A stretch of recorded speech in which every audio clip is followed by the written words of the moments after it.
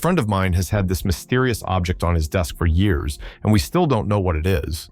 When you turn the crank, it lifts the pan about half an inch before dropping it back down. It only cranks in one direction, and that seems to be its only function. He likely found it at a Goodwill or an antique shop, drawn to its unusual design. Does anyone know what this device was used for? The object you found is a Casa Grande cup, a device used in geotechnical engineering to determine the liquid limit of soil. This is a crucial parameter for assessing how soil behaves under different moisture conditions. The liquid limit is the water content at which soil transitions from a plastic to a liquid state. This method was developed by Arthur Casagrande, an Austrian-American civil engineer who refined the original work of Swedish scientist Albert Atterberg. Atterberg first introduced the concept of soil consistency limits in the early 20th century. The test involves placing a soil sample into the metal cup and creating a groove in the center. When the crank is turned, the mechanism lifts the cup and drops it back onto a hard rubber base. With each drop, the soil in the groove gradually moves closer together.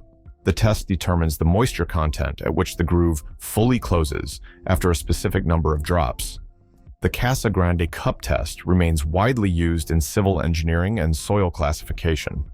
By measuring the liquid limit, engineers can determine the suitability of soil for construction and anticipate potential stability issues.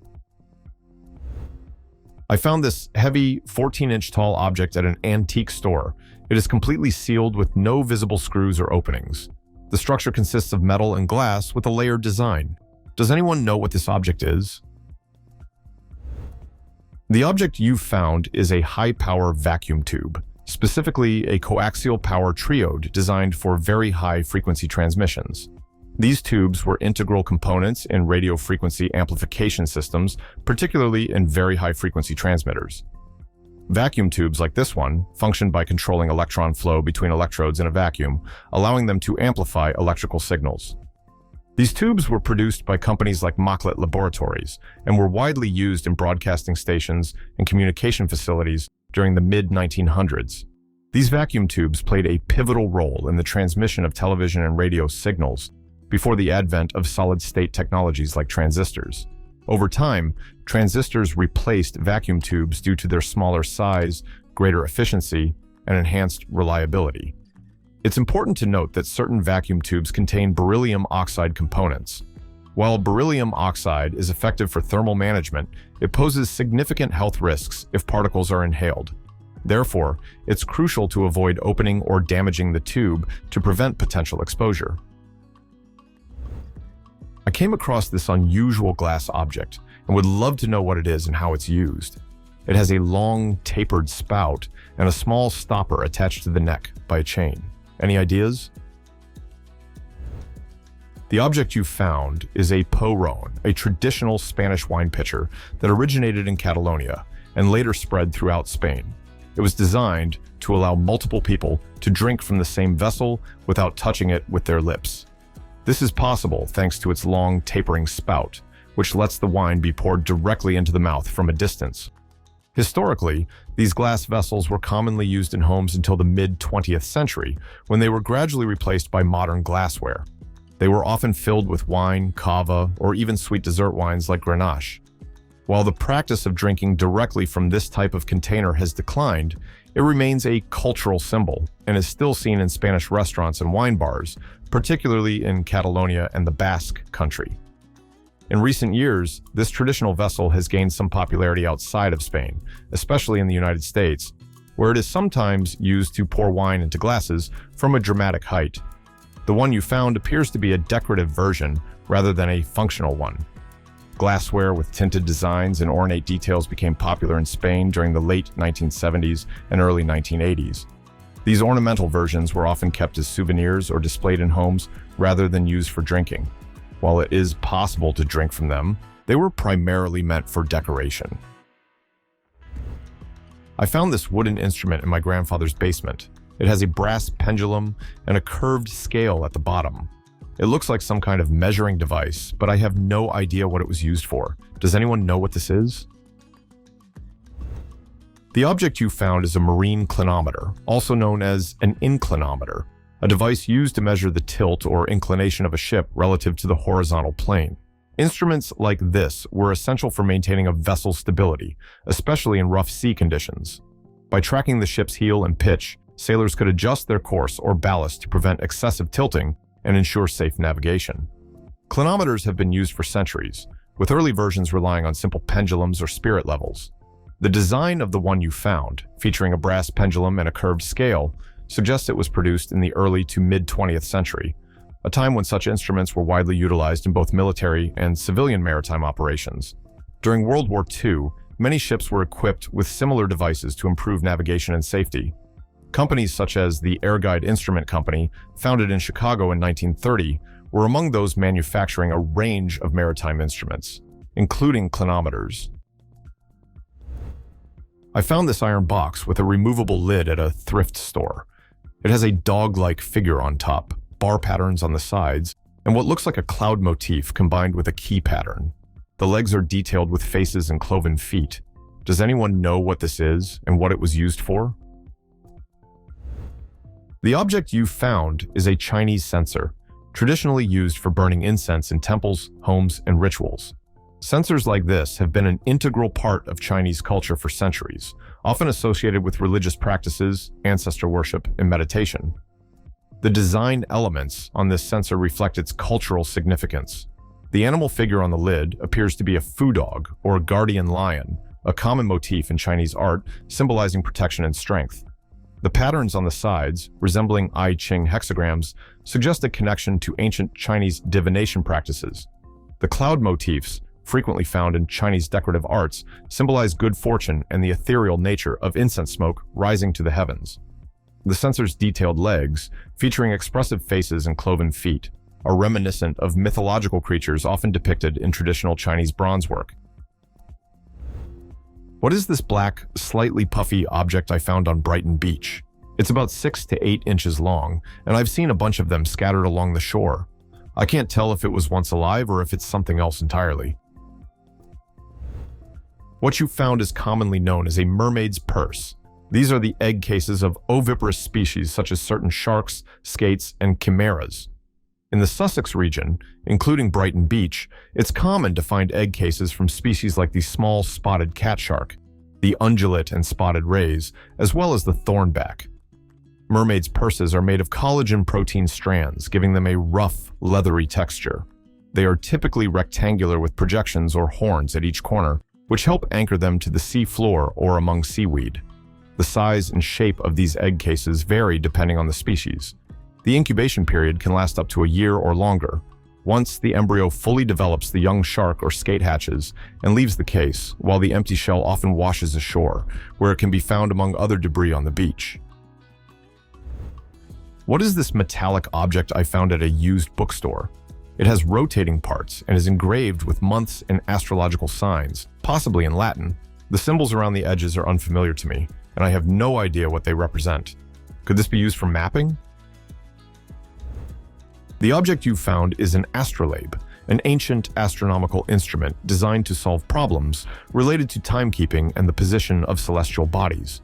Used for centuries across various cultures, including ancient Greece, the Islamic Golden Age, and medieval Europe, the astrolabe played a crucial role in scientific and navigational advancements.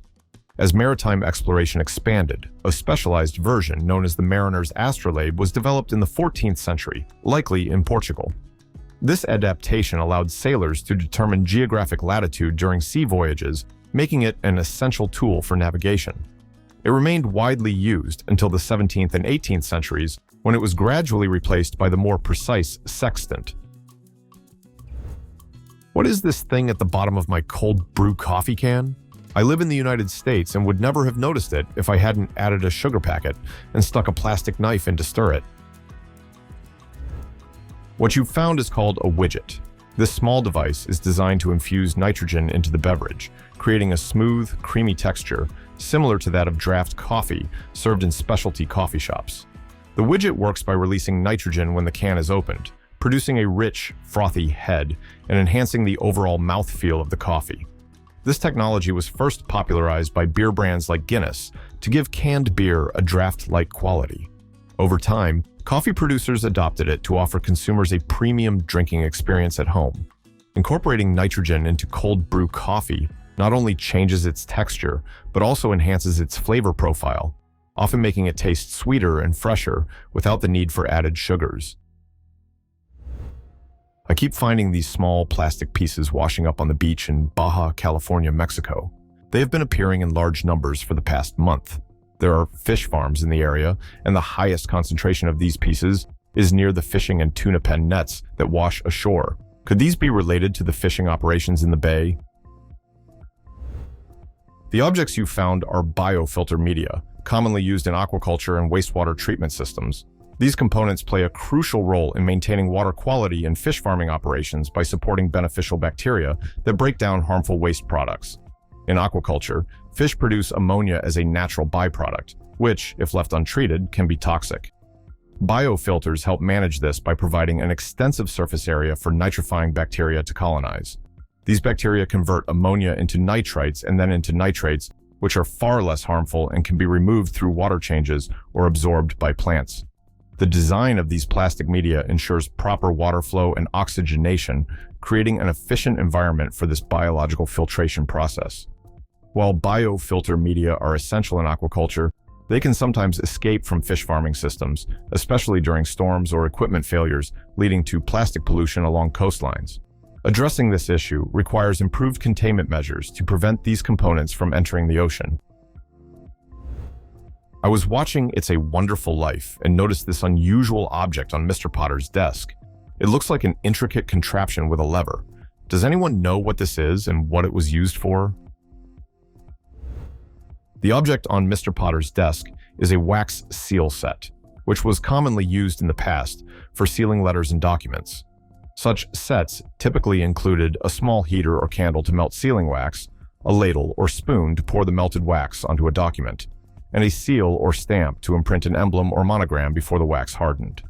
This process ensured the authenticity and confidentiality of correspondence, as a broken seal indicated tampering. Wax sealing has a long history, dating back to ancient times, but it became particularly popular during the Middle Ages and the Renaissance. During these periods, nobility, clergy, and other individuals of authority used unique seals to authenticate official documents. By the 19th and early 20th centuries, wax seals were widely used for both practical and decorative purposes in personal and official correspondence. I found this multi-tool a while ago and have been using it for various tasks. However, I don't know the purpose of this specific tool. I've used it to poke at things and make holes, but I'd love to know its actual function. It would also be great if someone could identify the brand or model of this multi-tool. This multi-tool is the Victorinox Skipper, a model designed for sailors and boating enthusiasts. The tool on your multi-tool is a marlin spike with an integrated shackle opener. Marlin spikes are traditionally used in maritime settings for rope work, making it easier to untie knots, splice ropes, and secure rigging. The tapered shape allows it to slide into knots and loosen them without damaging the rope. The marlin spike on this knife includes a built-in shackle opener, which consists of 2 holes in the spike itself. The larger hole functions like an alligator wrench, allowing users to grip and twist open or tighten screw-pin shackles commonly found in marine rigging. Marlin spikes have been essential tools in seafaring for centuries, and sailors who master their use are considered highly skilled in maritime rope work. I recently noticed this device installed across from the bathrooms at the grocery store where I work. It has small, bubble-like features that seem to contain cameras, but I'm not sure. Similar devices were also installed over the coolers and freezers in the back room, with the installers mentioning something about Wi-Fi. Does anyone know what this device is? This device is likely a zooter, a combination of a Wi-Fi hotspot and a 360-degree high-definition security camera. These devices are designed to improve both internet connectivity and security in retail environments. Primarily, the zooter functions as a Wi-Fi access point, providing internet connectivity for store employees and, in some cases, customers. However, it also has built-in cameras that can offer full surveillance coverage without blind spots. While currently used mainly for Wi-Fi, these devices have the potential to be used for more advanced tracking and monitoring. Some models of this system can be integrated with inventory and productivity tracking features. In such cases, they may monitor employee movement, identify low stock levels on shelves, and track backroom inventory. These features are designed to enhance store operations, though their activation depends on company policies. This object has been sitting on a mantelpiece for years, but no one seems to know its history. It hasn't been moved or disturbed often. It is made of metal with a textured, segmented body and a cylindrical top featuring holes. Could this be a grenade? This is a Type 97 hand grenade, the standard fragmentation grenade used by the Imperial Japanese Army and Navy during World War II. Introduced in 1937 as an improvement over the earlier Type 91 grenade, it had a shorter fuse delay of about 4 to 5 seconds and was designed specifically for hand-thrown use. The grenade features a cylindrical, segmented body intended to disperse shrapnel upon detonation. Unlike many Allied grenades that used a pinpull mechanism, the Type 97 was armed by striking the top against a hard surface, such as a helmet or rock, to ignite the fuse. However, this system was unreliable, and the grenade was often criticized for its weak explosive power and inconsistent detonation. If this is a real grenade, it may still contain explosive material and pose a serious danger. Old ordnance can become unstable over time, and some explosives crystallize, making them highly sensitive. Do not attempt to move or tamper with it. Contact local authorities for proper disposal. I found this structure in Pine Grove Cemetery in Manchester. It stands about 10 feet tall with steps leading to the top, but there are no markers or plaques nearby. The area around it is relatively barren, with only a path leading to it and no other significant features nearby. Does anyone know what this is?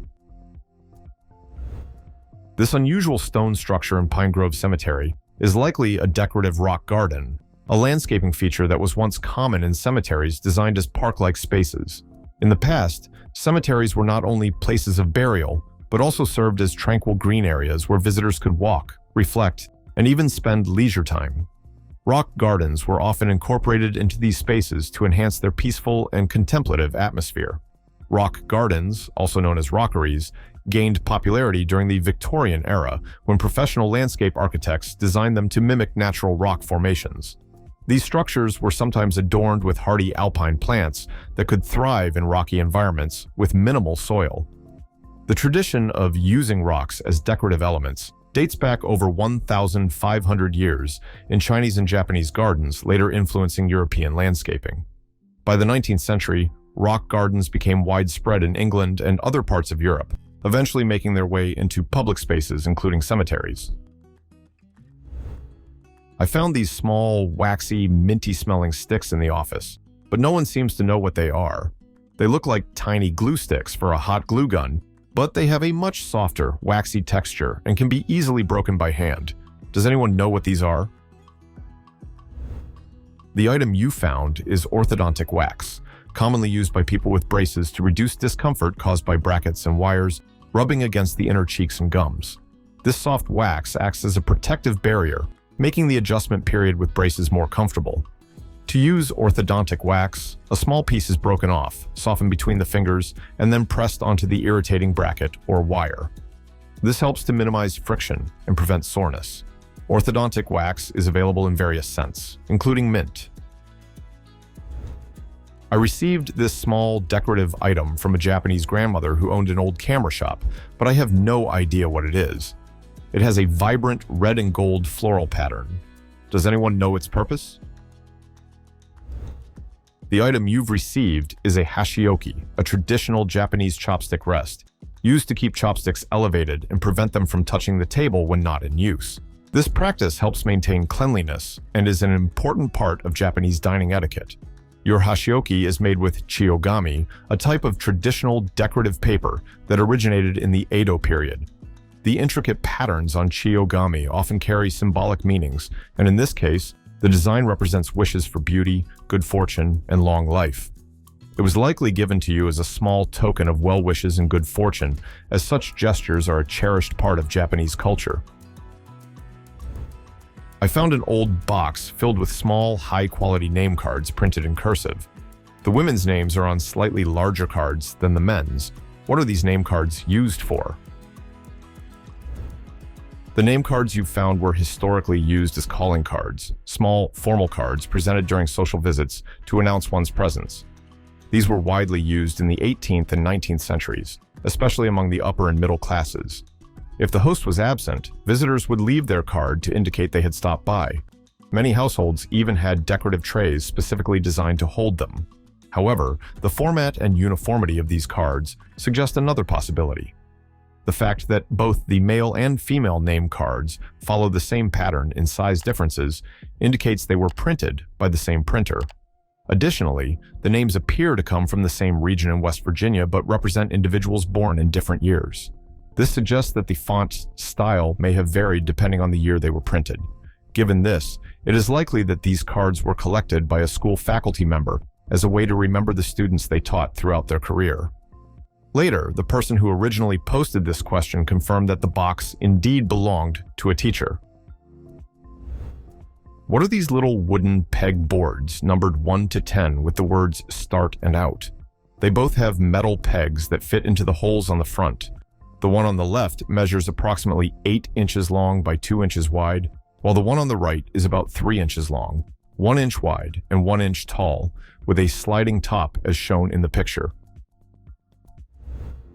The objects you found are peg-based tabletop games, commonly referred to as peg games. These wooden boards with numbered holes and metal pegs are used in various dice-based games, where players move pegs according to the numbers rolled. The goal is typically to move a peg from the start position to the out position by rolling the correct sequence of numbers. These games are known for their simplicity and have been popular for decades, often found in diners, game sets, and travel kits. For example, there are golf-themed versions where rolling certain numbers can either advance a player forward or set them back, such as landing in a sand trap or making a perfect shot. This object mysteriously appeared at my friend's house, and they have no idea what it is or where it came from. One side features a relief portrait of a bearded man, while the other side depicts a detailed cityscape with a bridge and various buildings. This is a commemorative medal issued in 1989 to mark the 150th anniversary of the birth of Russian composer Modest Mussorgsky. The obverse features a relief portrait of Mussorgsky, along with his name inscribed in Cyrillic. The reverse depicts the Bolshoi Kameny Bridge over the Moskva River in Moscow, with the Kremlin visible in the background.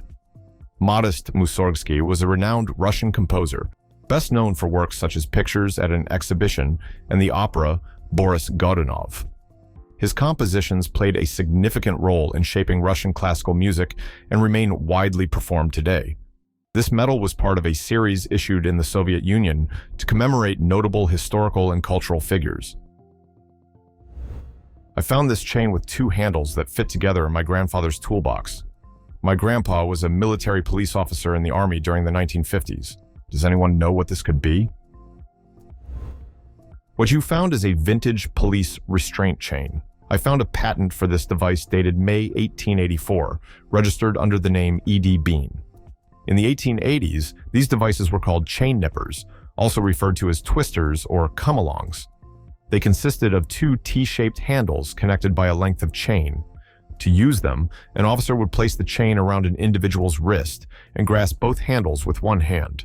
While they were once common, today most officers rely solely on handcuffs for restraining individuals. I found this small metal tool while cleaning out an old tool closet. It folds up to about 2 inches and fits neatly into a red leather pouch. When unfolded, it reveals 2 telescoping rods that extend to around 17 inches. The rods aren't spring-loaded and don't lock into place, but they do hold their length when fully extended. It was found alongside regular tools like drills and other hand tools. Any idea what this could be? What you found is a vintage folding garment hanger, invented in 1912 by Loser-Kalina. I found a patent description that explains its purpose. It's a compact, foldable hanger designed for supporting coats, trousers, skirts, and other garments.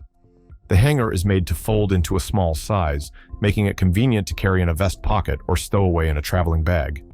It features foldable sidearms that extend to hold the garments and a casing that allows it to be suspended from a hook or similar support.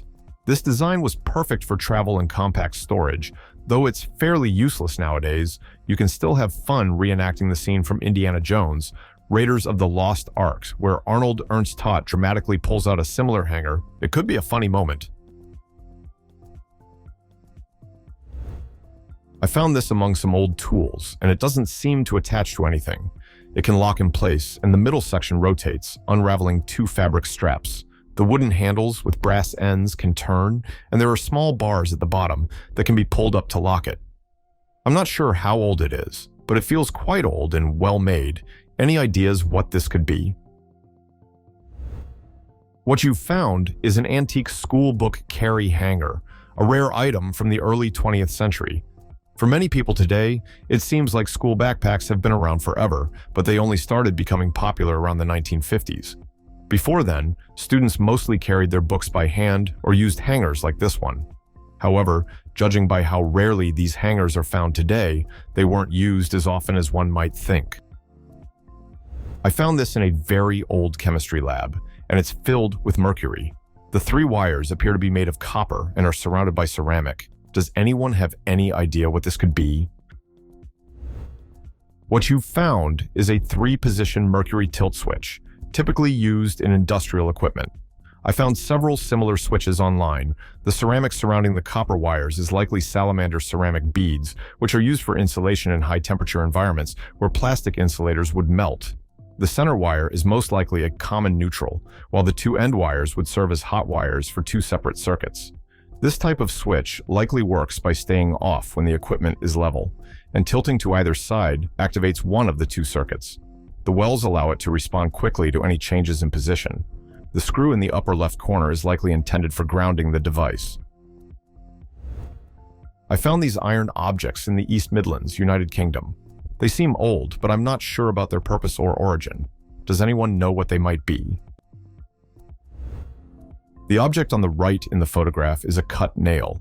Its L-shaped design is a key feature that identifies it. These nails were widely used in construction and furniture building throughout the 1800s. Depending on their size, they could be used for more delicate tasks like attaching trim and molding.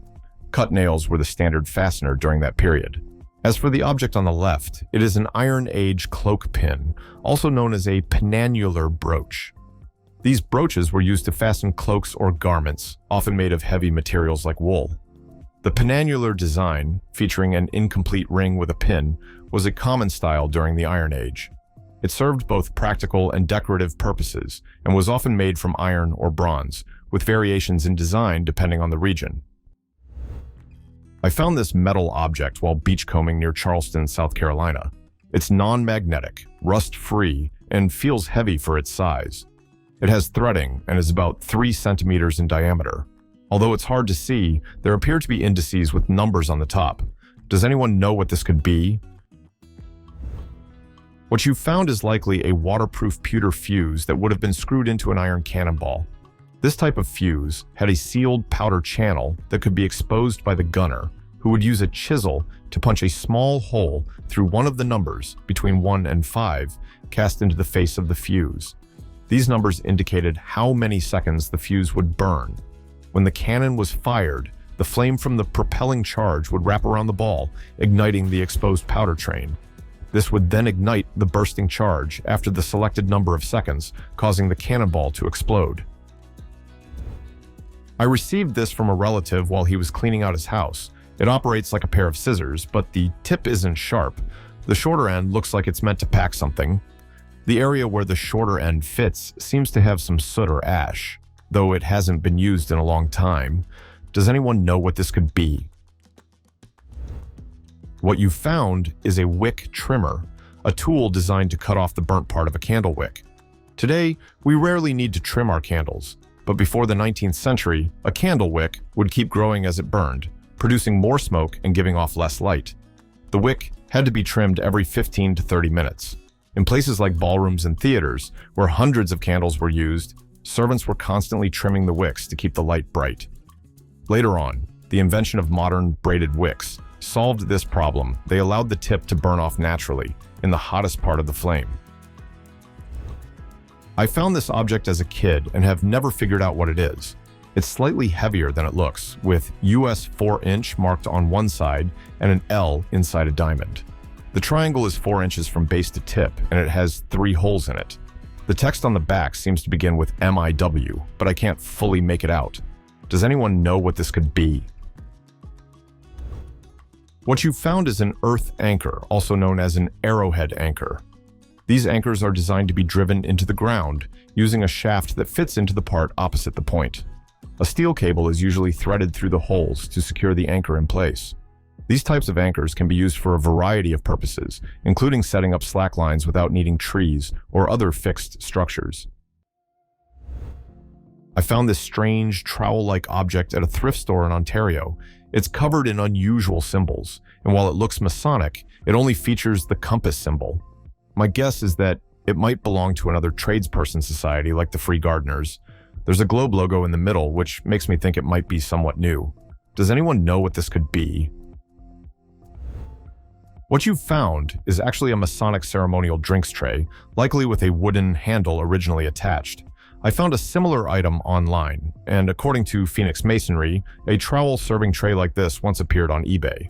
The seller, a woman from Holland, mentioned she was a Freemason and frequently visited Belgian co-Masonic lodges. This type of tray was typically used to serve drinks during ceremonies. However, it's unusual that your tray features the name County Construction Chemicals Limited, a company known for providing construction and repair materials. We found this item in our donation bin, and it has us confused.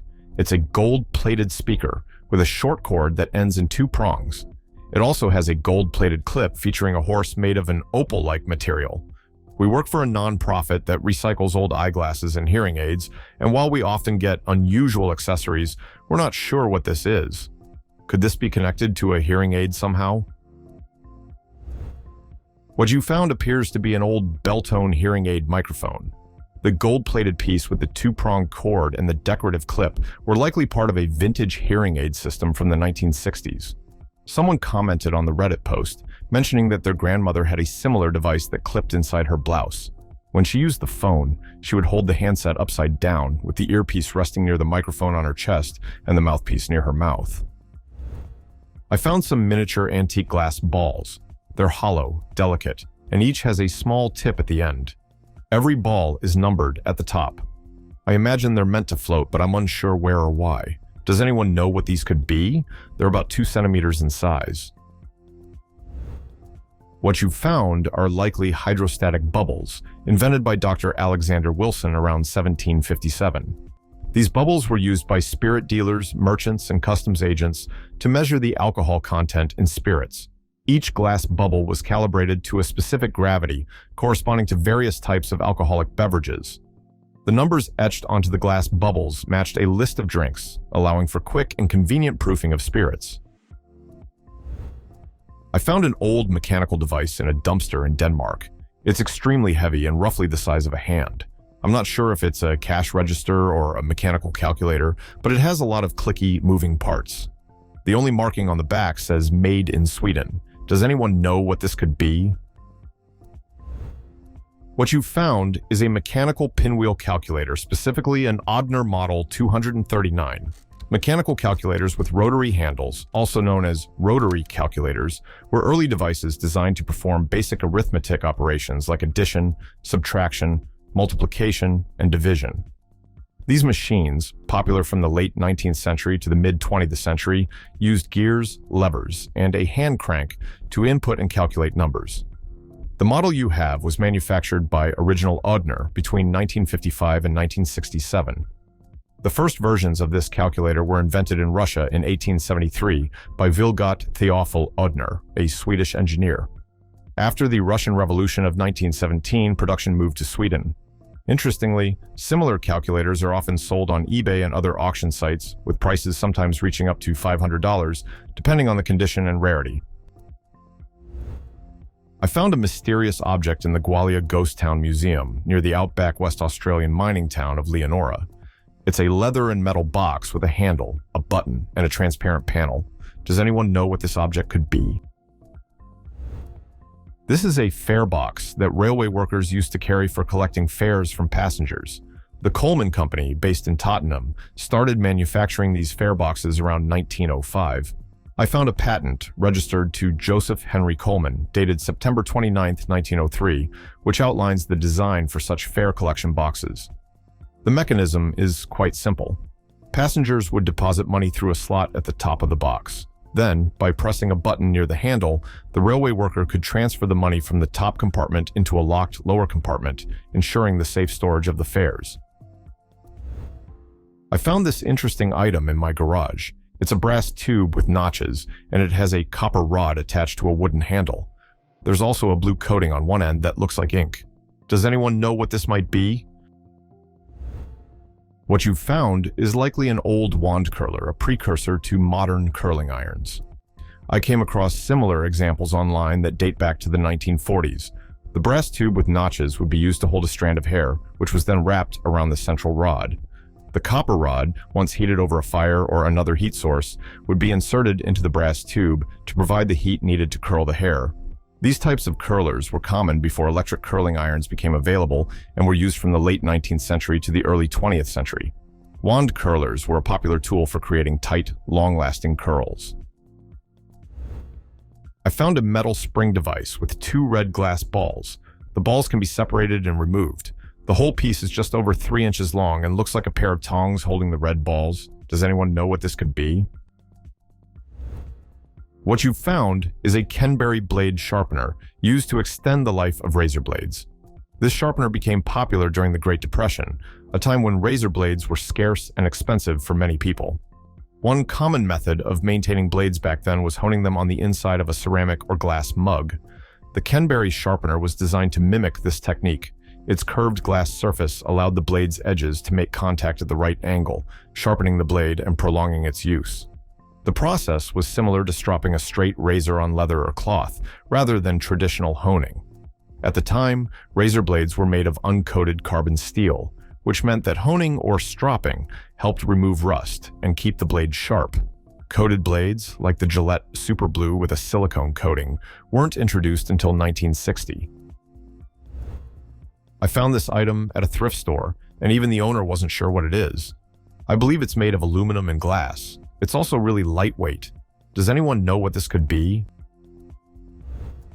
What you found is an ultraviolet light bulb from a vintage Sperti sun lamp, model P163. Sperti was a company founded in the mid-20th century that specialized in light therapy devices and skincare technology. In the early 20th century, scientists began to recognize the importance of ultraviolet light for the production of vitamin D in the body. This led to a demand for devices that could artificially produce ultraviolet rays to treat vitamin D deficiency and other conditions caused by a lack of sunlight. By the 1930s and 1940s, Sperti lamps became popular as medical devices. They were marketed as beneficial for health and were sometimes used similarly to modern tanning beds. The complete set sold by Sperti typically included the lamp itself, protective goggles, a stand, and an instruction manual. I found an antique silver locket with what looks like ink residue on two pads inside, but the compartment doesn't seem to seal tightly enough to have been an ink reservoir. The locket is about the size of my palm, quite heavy, and features ornate carvings on the outside. It has a short chain, though it might not be original. Based on its weight and design, it seems more like something that would be carried in a coat pocket rather than worn around the neck, similar to a pocket watch. I found it while clearing out an estate in Ontario, so it might have some regional significance. Does anyone know what this might have been used for? This is a dance purse, named because it was designed for women to wear on their wrist while they danced. Popular from the 1880s through the 1920s, these purses typically included a small dance card behind one of the covers. A dance card was a booklet where women would jot down the names of the gentlemen they had promised to dance with during the evening. The purse also held basic essentials like a handkerchief or a few coins, allowing women to carry what they needed without disrupting the flow of the event. The shape of this particular purse is a bit unusual, but once polished, it will look stunning. It's most likely silver-plated, as a sterling silver purse would typically have a hallmark on the inside rim. Dance purses are highly collectible today, with many enthusiasts seeking them out for their charm and history. What is this wooden object? It stands about 6 feet tall and was found inside Goethe House in Germany. It's believed to date back to the 1700s. Does anyone know what this could be? What you have is most likely a linen or napkin press. These pieces of furniture were commonly found in homes during the 17th and 18th centuries, both in Europe and North America.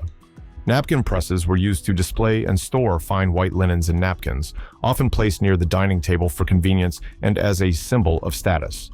The pressing process would give the linens a smooth, polished surface. Over time, these presses were used to smooth freshly washed or recently used linens, particularly table linens, which is how they earned the name napkin press. While more elaborate presses were often kept in dining areas for show, simpler versions were typically stored in pantries or laundry rooms. This was given to me by my ex-stepfather, who told me it belonged to his grandfather and was used in some war.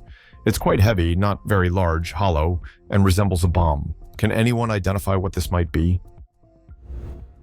What you have is an Mk-23 practice bomb, which was used primarily for training purposes.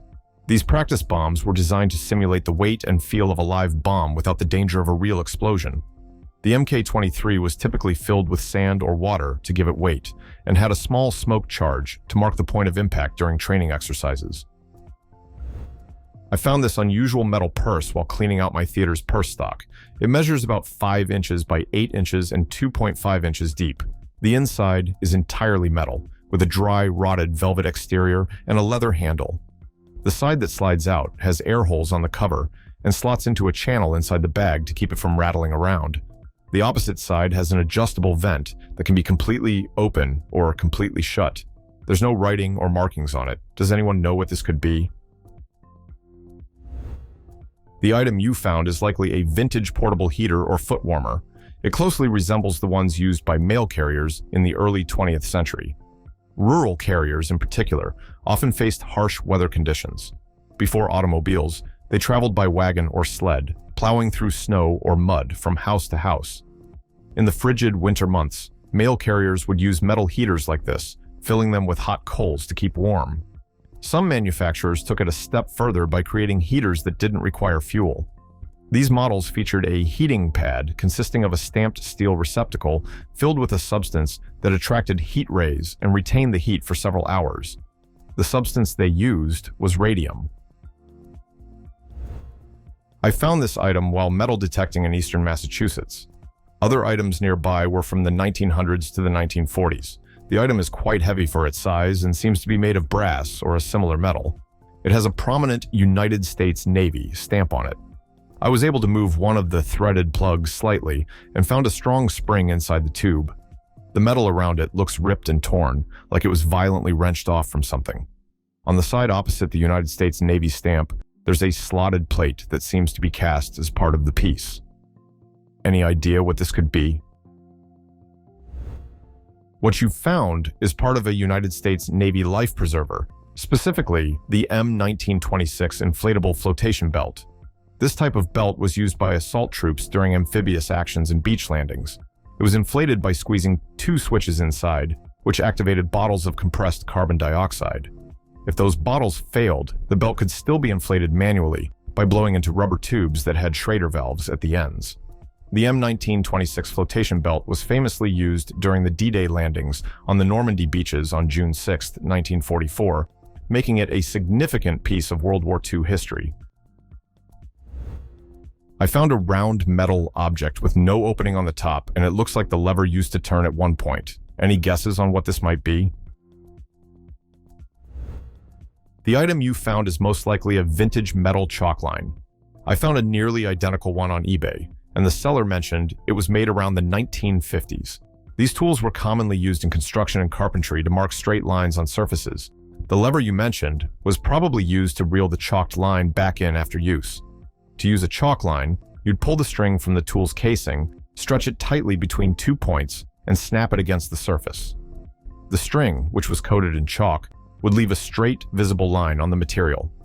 This method was a fast and reliable way to mark straight lines for cutting or aligning materials. I found this tool in my dad's workshop. It has a wooden handle and a saw-toothed metallic plate. It seems like it might be some kind of woodworking tool, Any idea what this could be? What you found is a veneer saw, a small double-edged tool designed for cutting thin hardwood veneer. Its narrow, curved blade allows for precise cutting, and the elevated offset handle makes it easier to cut flush with a surface, giving you better control during woodworking tasks. I bought this bag from a website, and it seems to be a genuine vintage bag. The seller called it a gas mask bag for what it's worth. After using it for a while, I felt something hard in the lining, which led me to find a tiny, snap-closed pocket in the center. Inside, I found a small plastic box with a loose lid, and inside the box was a strange little packet of something. I don't really want to unwrap it and get whatever it is all over myself. It has no detectable smell, which makes sense if it's 60 years old. Does anyone know what this stuff might be?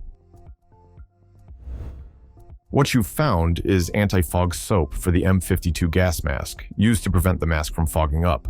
The soap is wrapped in wax paper and typically stored in a small rectangular aluminum box. The full M52 kit included the gas mask, a haversack, a filter, and the anti-fog soap. I found this metal object in the woods near the water's edge at my home in Maryland, on the Chesapeake Bay. This location was once a shipyard from 1750 to 1800, and the property's history dates back to the 1650s. The object has raised decorative images on both sides. Any ideas on what this could be? What you found is a small sword guard. The guard is the part of a sword designed to protect the wielder's hand from an opponent's blade. It typically consists of a crosspiece, or, in the case of small swords, a more decorative design that shields the hand during combat. Swords with similar guards were commonly carried during the American Revolution. I found a few examples online that resemble yours. For instance, there's a small sword carried by Captain John Paul Shott during the American Revolution. Another example is an American small sword made by Boston silversmith William Cowell, dating to around 1760. I found this cast iron turtle while going through my grandmother's belongings. It's quite heavy. The shell comes off and goes back on with a small twist. Any idea what this could be? What you found is a string ball holder. You place a ball of string or twine inside and feed it through the top, which keeps the ball from rolling around. According to one website, this design originated in the 1920s and was intended to hold a ball of string over a store counter so that string could be pulled to wrap packages in the days before bags. However, it was more likely used to hold a ball of yarn steady while knitting. I found a wooden object that's about 3 feet long and 1.5 feet tall. It has a metal band around the middle. Any idea what this could be? What you found is a former cone used in the process of hat making to shape raw felt into cone shapes. The felt would be wrapped around the cone and then cut in half along the metal band, producing 2 halves that are the first step in forming a wool felt hat. The number on the cone might indicate the size. I found some non-magnetic copper-colored balls while tilling soil in the Santa Barbara area. They are slightly misshaped spheres with divots on either end and are quite heavy. I found them on separate days, about 10 to 15 yards apart. Any idea what these balls might have been used for? What you found are likely copper plating balls. These are used in electroplating processes to plate objects with a thin layer of copper. The balls are typically placed in a solution with the object to be plated, and an electrical current is passed through, causing the copper to coat the object. I found a small metal tool with a hook on the end while going through some old keys and jewelry. One side is marked with 5C to 20C, and the other side has some kind of address. I've tried searching but haven't found anything. Any idea what this tool might be? What you found is a button hook, a tool used to help fasten button shoes, gloves, or other clothing. It has a hook attached to a handle, which could be simple or decorative. Sometimes, button hooks were given away as promotional items with product advertising on the handle. To use it, you insert the hook through the buttonhole, catch the button by the shank, and pull it through the opening. I found that these unusual goggles at a thrift store. They seem quite old and are made from leather, metal, cloth, and velvet. There's also a spring mechanism to keep them open or closed, and the label says, "Patented made in USA," but there's no patent number. They look like they might be from several decades ago. The store owner didn't know what they were. Does anyone have any idea what these goggles might have been used for? The item you found is likely a form of a Masonic hoodwink, which is used in Freemasonry rituals. A hoodwink is a type of blindfold made from materials like leather, cloth, and velvet, similar to what you described. It's designed to cover the eyes during certain Masonic ceremonies, particularly during initiation rituals, symbolizing darkness or ignorance that the initiate is meant to overcome. The spring mechanism would allow it to be easily opened or closed during the ritual. Masonic rituals often use symbolic items like this to represent different stages of enlightenment or personal growth, and the hoodwink is an important part of that initiation process. I bought this item at a flea market in Germany. It's quite heavy for its size, and when the lid is screwed on, nothing can fit inside because of a black rod. There's a tag with the number 637, and the same number is engraved on the inside. Does anyone know what this might be used for? What you have looks like a metal container, which is used to shield a radiation source. The black rod part likely housed the radioactive material inside. These containers are typically used for transporting or storing higher activity radioactive sources, but they are sometimes used for lower activity check sources as well. After receiving advice from people on Reddit to contact the fire department, the original poster shared the following. I called the non-emergency fire brigade number this morning, and less than 2 minutes later, 6 fire engines, 3 ambulances, 3 police cars, and a bomb disposal unit arrived. They evacuated all the flats in the building for 4 hours until they finally took it away. It turned out to be thorium. I bought a silver spoon on Facebook Marketplace in Portugal. The description only mentioned that it's made of silver. It has a distinctive top part, and I'm curious if anyone knows what this spoon might be used for. The spoon you have is a silver medicine spoon, probably made in Europe sometime between the early 1700s and the late 1800s. It was designed to make it easier to give medicine, and it might have also been used for feeding. The spoon is partially covered to stop liquid from spilling as it's poured into the mouth through the hole at the end. This design may have also helped keep patients from seeing the medicine too closely before they took it. I came across some old photographs of early 20th century kitchen cabinets, and they have built-in funnel-like structures. Does anyone know what these were used for? The funnel-like structures you saw in the photographs are part of a flour bin and sifter combo. You would place a bowl underneath to catch the sifted flour. These were often built into Hoosier cabinets. A Hoosier cabinet is a type of freestanding kitchen cabinet that also serves as a workstation. It was very popular in the early 20th century in the United States because most homes didn't have built-in kitchen cabinetry at that time. The Hoosier Manufacturing Company of Newcastle, Indiana, was one of the first and largest producers of these cabinets, which led to the term Hoosier cabinet becoming a generic name for this type of furniture. By 1920, the company had sold 2 million cabinets. I found a scissor-like tool with spoon and ring ends. It appears to be from 1901, and there's some text on the bottom of the spoon part that says, Patent August 27, 1901. Does anyone know what this tool might have been used for? The tool you found is a pineapple eye snip, patented in 1901 by John Pack. According to the patent, this tool was designed to remove the tough, inedible eyes from a pineapple while preserving as much of the fruit as possible. Today, this might seem strange, but in earlier centuries, pineapples were so valuable that there were even services that rented them out to wealthy individuals to display at parties. By 1901, pineapples had become more accessible, but they were still considered a luxury, and only the wealthiest could afford to enjoy them. However, by the 1920s and 1930s, thanks to mass production and canning introduced by James Dole, as well as improved transportation infrastructure, pineapples became more affordable and accessible to the general public. By the mid-20th century, they were no longer considered a luxury item and had become an everyday fruit in the United States. I found an old wooden handheld item with multiple metal prongs that aren't very sharp. It's not heavy.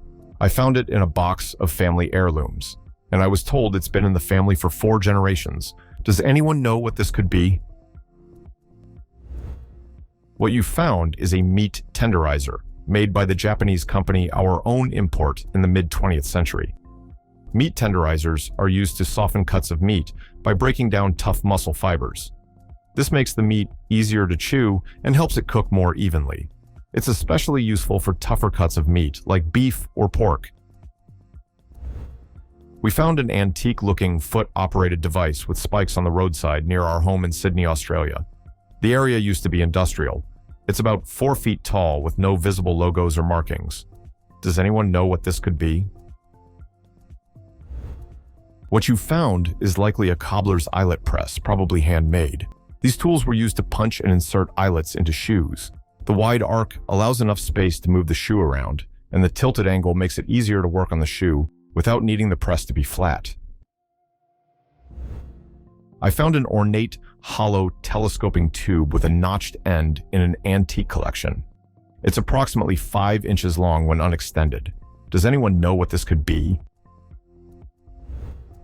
What you found is a lorgnette handle featuring octagonal mother-of-pearl paneling in 3 sections divided by gold-filled fixtures. A lorgnette is a pair of spectacles with a handle designed to be held in place rather than worn over the ears or nose. While they could enhance vision, they were primarily used as a piece of jewelry and often favored by fashionable ladies at masquerade parties or the opera. They were particularly popular during the 19th century. I bought a scissors-like device at a flea market years ago.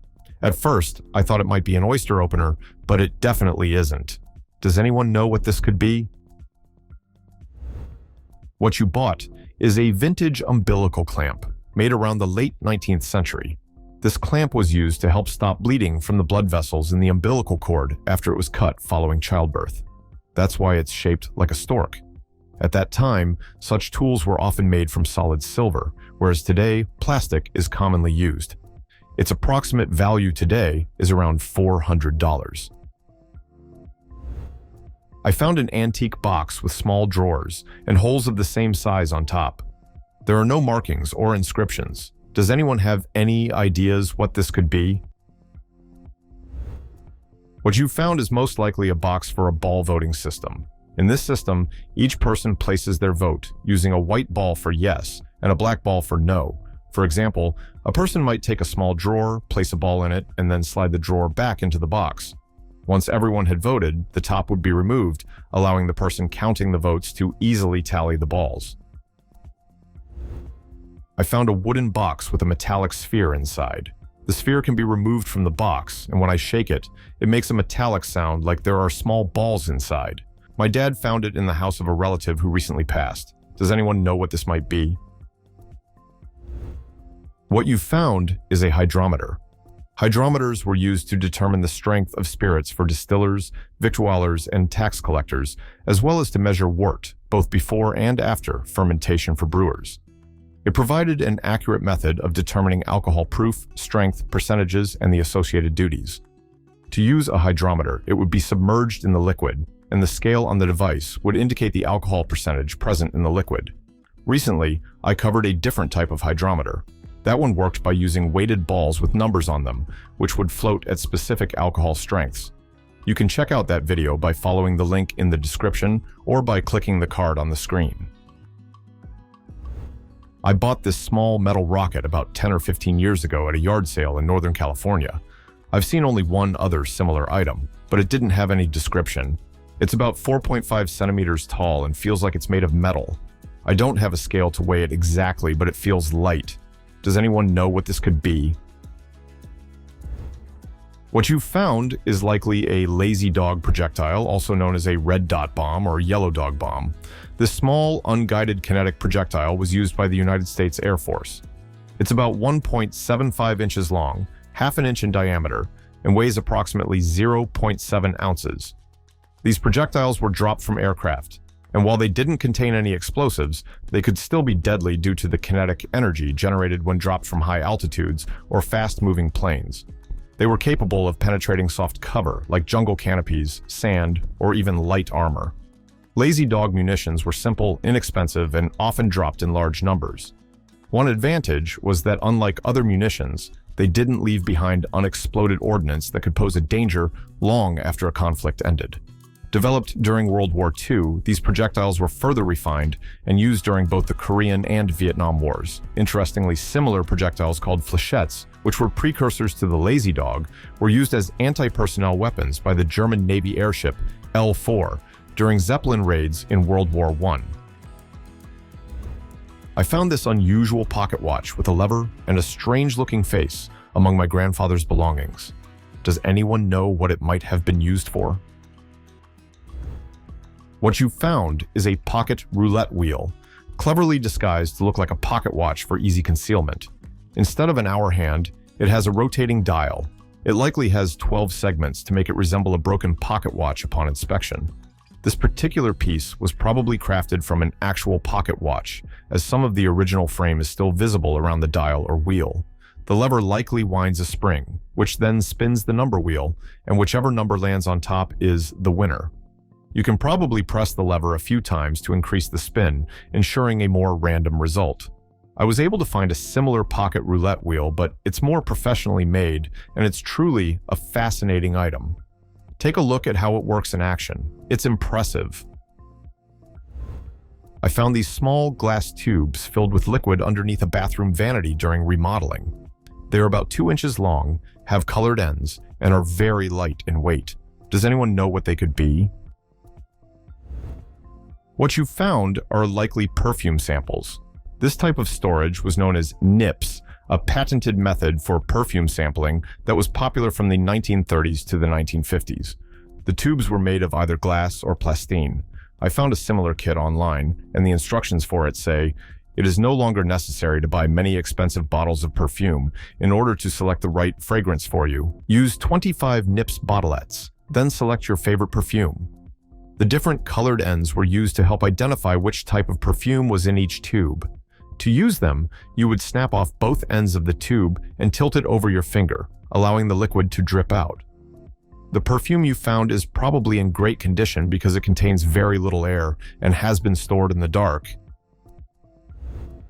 I found this wooden stick made of dark wood with a wrapped string detail. It's about 2 feet long with a big heavy lump on one end and a small hole on the other. It's too short to be a walking stick. Does anyone know what this could be? What you found is a knob carry, a traditional weapon and tool used primarily in southern Africa, particularly by the Zulu people. These clubs have been in use since at least the 19th century and were commonly carried by men for protection, hunting, and as symbols of leadership. The large, rounded knob on one end was used to deliver powerful blows, and the stick itself was often crafted from dense hardwood to withstand repeated use. Knob carries were not only practical weapons, but also held ceremonial significance, with some decorated or intricately carved to reflect the status of the owner. Though they're no longer commonly used as weapons, knob carries are still significant in Southern African culture, sometimes seen in traditional ceremonies or carried by leaders as a symbol of authority. I found this hinged locket with a mirror and a spinning mixer inside. There's a knob on the back that controls the spinning mechanism. It was found among older jewelry belonging to someone who passed away at around 90 years old. Other than the spinning part, it looks like a normal locket. Does anyone know what this could be? What you found is a powder compact with a twist mechanism. In your case, it seems the upper part, which would have acted as a strainer, is missing. The twist mechanism is designed to spiral the powder toward the center, causing it to push through small holes, allowing the applicator to pick it up. I found a similar compact with the same working principle. In that model, there's a watch-type winder on the side to sift the powder, and on the back, a turnkey that opens and closes for refilling. These types of powder compacts were produced in the early 1960s. I have a hammer-like tool that was sent from Africa around 1945. It's about 7 to 8 inches long, with small markings on one side and a similar marking on the top. The top part is slightly loose and wiggles. Does anyone know what this tool might be? What you found is a sugar hammer, a tool once used to break down large sugar loaves into smaller, usable pieces. Before granulated sugar was common, sugar was sold in solid, cone-shaped loaves that could be as large as 3 feet tall and 14 inches wide. People needed a sturdy tool, like this hammer, to chip away at the hard sugar. While most sugar hammers were made from steel for everyday use, the one you have, which was sent from Africa around 1945, might have been more decorative or ceremonial. In certain cultures, breaking sugar was a special event done in front of guests as part of a formal gathering. More elaborately designed hammers, like yours, could have been used by wealthy individuals or plantation owners, symbolizing their status. This tradition goes back centuries, when sugar was a valuable and even luxury commodity. So, your hammer could represent both the functional and symbolic aspects of this history. I found this strange glass set in the attic. The figurines are filled with some liquid, and the whole box weighs about 500 grams, with a size of around 30 by 15 centimeters. There's nothing written on the box itself. Does anyone know what this could be? What you found is likely a set of decorative, reusable ice cubes. The long glass stick, which looks like it could be used as a drink stirrer, along with the penguin-shaped figurines, suggests that these were designed to keep drinks cold without diluting them, unlike regular ice. The liquid inside the figurines probably helps them stay cold for a longer time. I found this metal chain with a bar on it. It's too small to fit a wrist. It belonged to a man who was an engineer in the United Kingdom during the early to mid-1900s. The chain is made of silvery metal with irregularly sized links and weighs approximately 13 grams. Does anyone know what this could be? There are a couple of possibilities for what this chain could be. One option is that it might be part of an Albert chain, which typically features a distinctive T-bar at one end. These chains were used to secure pocket watches by attaching the chain to the buttonhole of a waistcoat, with the watch placed in the pocket. However, most Albert chains include a swivel hook to attach the watch, and since your chain lacks that, it makes this option less likely.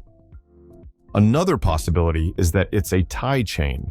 In this case, the bar would slide into a buttonhole and the tie would pass through the loop, keeping it neatly in place. This type of accessory was fairly common in the early to mid-1900s. What is this ancient bronze pot with two spouts? It looks like a hanging lavabo, but the necks are too low to carry water without spilling. Does anyone know what this could be? What you found is likely a Betty lamp, which was commonly used in colonial America and Europe between the 1600s and the 1800s. These lamps were typically made of iron or bronze and were used to burn whale oil, animal fat, or other available oils. To use it, you would place a wick into one or both of the spouts and fill the main body of the lamp with oil. When lit, the flame would burn at the end of the spout, similar to a small candle, providing light. Betty lamps were popular because they were simple and functional. They were usually hung on walls or placed on surfaces. I found this item in my mom's attic in the United States. It's lightweight, hollow, and the top seems to be copper, while the sides and bottom are brass. There are no markings on it. The whole thing measures 5 inches long, 3 inches wide, and 1 inch deep. Does anyone know what this could be? What you found is likely a centenbak, or mansbachje, a small box used by street organ players, also known as organ grinders, to collect coins. These performers were a common sight in European cities during the 19th and early 20th centuries. They played hand-cranked street organs, producing lively tunes as they turned the handle. Many organ grinders traveled from town to town, performing in public squares and on street corners. Often, they were accompanied by small animals, like monkeys, which helped gather donations from the crowd. The centenbak was shaken in rhythm with the music to encourage people to give. Although organ grinders and their street organs have largely disappeared today, you can still find them in certain places, especially in larger cities, where the tradition continues.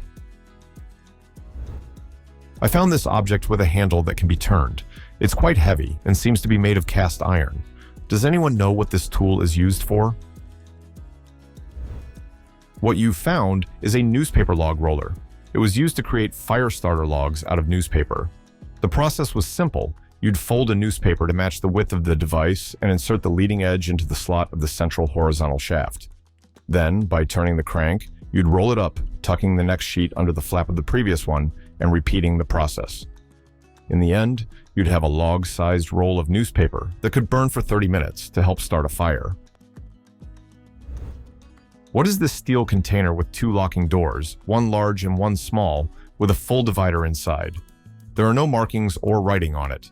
It measures 24 inches by 8 inches by 5 inches and seems similar to a blueprint holder, but it doesn't open on the ends. Does anyone know what it could be used for? What you found is likely a vasculum, also known as a botanical box. This rigid container was used by botanists to transport field samples while keeping them viable. The main purpose of a vasculum is to transport plants without crushing them, while maintaining a cool, humid environment. The vasculum was popularized in Britain by naturalist William Withering around 1770, and the term vasculum became commonly used around 1830. It was a hallmark of field botany and remained in use until around World War II. I found this silver-handled antique clamp, but I'm not sure what it's used for. The beak of the clamp is hollow, so it's not for umbilical purposes. It doesn't open very wide either. There's a United States quarter included for scale. Does anyone know what this could be? What you found is a glove stretcher, a 19th century device used for stretching gloves. It typically consists of 2 wooden pieces hinged in the middle and spring-loaded. The rounded tips of the stretchers were inserted into the fingers of a glove, and then the handles were squeezed to stretch the fingers, making it easier to put on the glove without damaging it. What is this object I found in the Red Sea on the coast of Egypt? It looks like it's made entirely of sand and has a corkscrew design. I found it in shallow water, and it falls apart easily. It fits in the palm of my hand and doesn't seem to be alive. Does anyone know what this could be? What you found is likely a sand collar, a unique structure created by female moon snails when they lay their eggs. The name sand collar comes from its resemblance to an old-fashioned detachable shirt or blouse collar. These frilly-edged, flat spirals are made from grains of sand that the snail collects with her foot. She then uses mucus to cement the sand grains together into a flexible collar. The snail lies at the center while creating it, and the hole in the middle of the collar indicates the size of the mother snail. Inside the collar, she lays thousands of eggs protected by a second layer of sand and mucus. If the collar is intact, it still contains eggs. Once the eggs hatch, the collar breaks apart, allowing the larvae to swim freely into the ocean.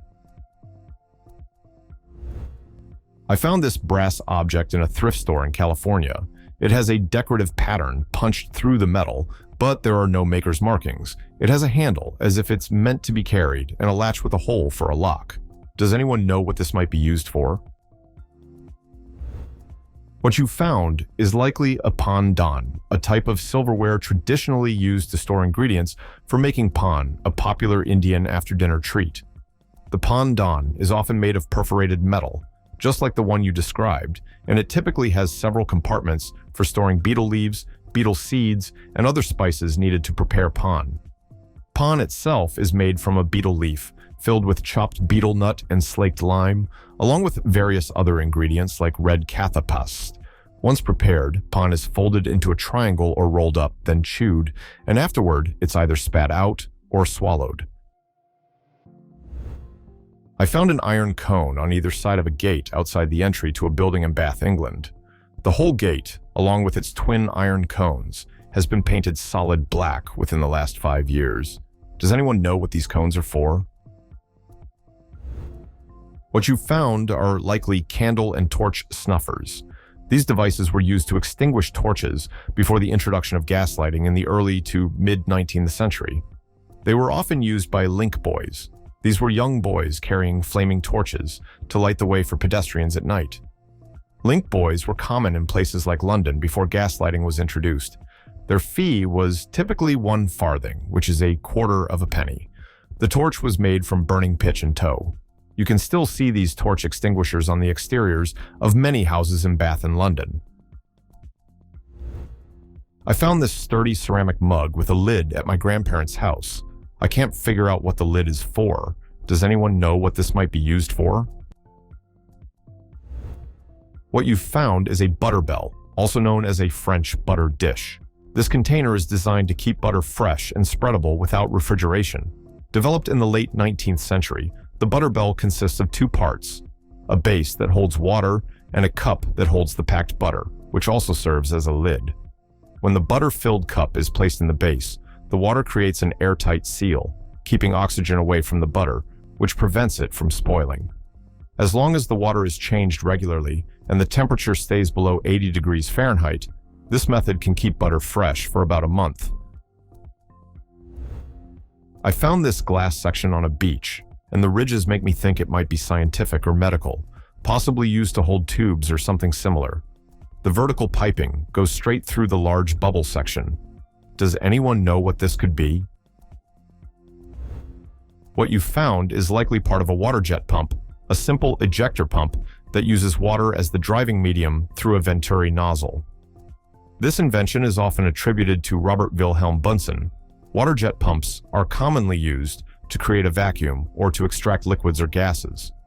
In water systems, they help mix gases like oxygen or air into the water. The way it works is that water passes through the Venturi nozzle, creating a low-pressure area, which then draws in air or gas through a side tube. The water and gas mix as they exit the pump. I found some small, hollow, white ceramic objects in our basement. They appear to be made of some kind of unglazed ceramic material and are hollow, with holes only on the wider end. Does anyone know what these could be? What you found are ceramic plugs used in electric kilns. They allow you to look inside the kiln without letting much heat escape. This helps to check the temperature by observing the color of the heat, ensure the glazes are progressing properly during the firing process, and safely turn off the kiln when the firing is complete. I found this object in the Netherlands. It has a handle that lifts a cylinder. The inside of the cylinder is divided by another piece of wood, and there are openings at both the top and bottom. The height is approximately 15 centimeters. Does anyone know what this could be? What you found is a cigarette dispenser, made in Europe sometime between the 1960s and 1980s. You would fill the cylinder with cigarettes, and when you press down the handle, it raises the cylinder. Once you release it, a cigarette would appear in the tray at the top. In the past, when smoking was everywhere and cigarettes cost only 25 cents a pack, it was considered a common courtesy to offer cigarettes to guests. People often kept them in fancy silver boxes or decorative dispensers in the living room. This playful design might have been found in a family room or on the bar. I found a small, cylindrical scroll-type object that extends out and can be twisted to reveal a smaller hollow tube on the opposite end. It has the name Fairchild inscribed on it.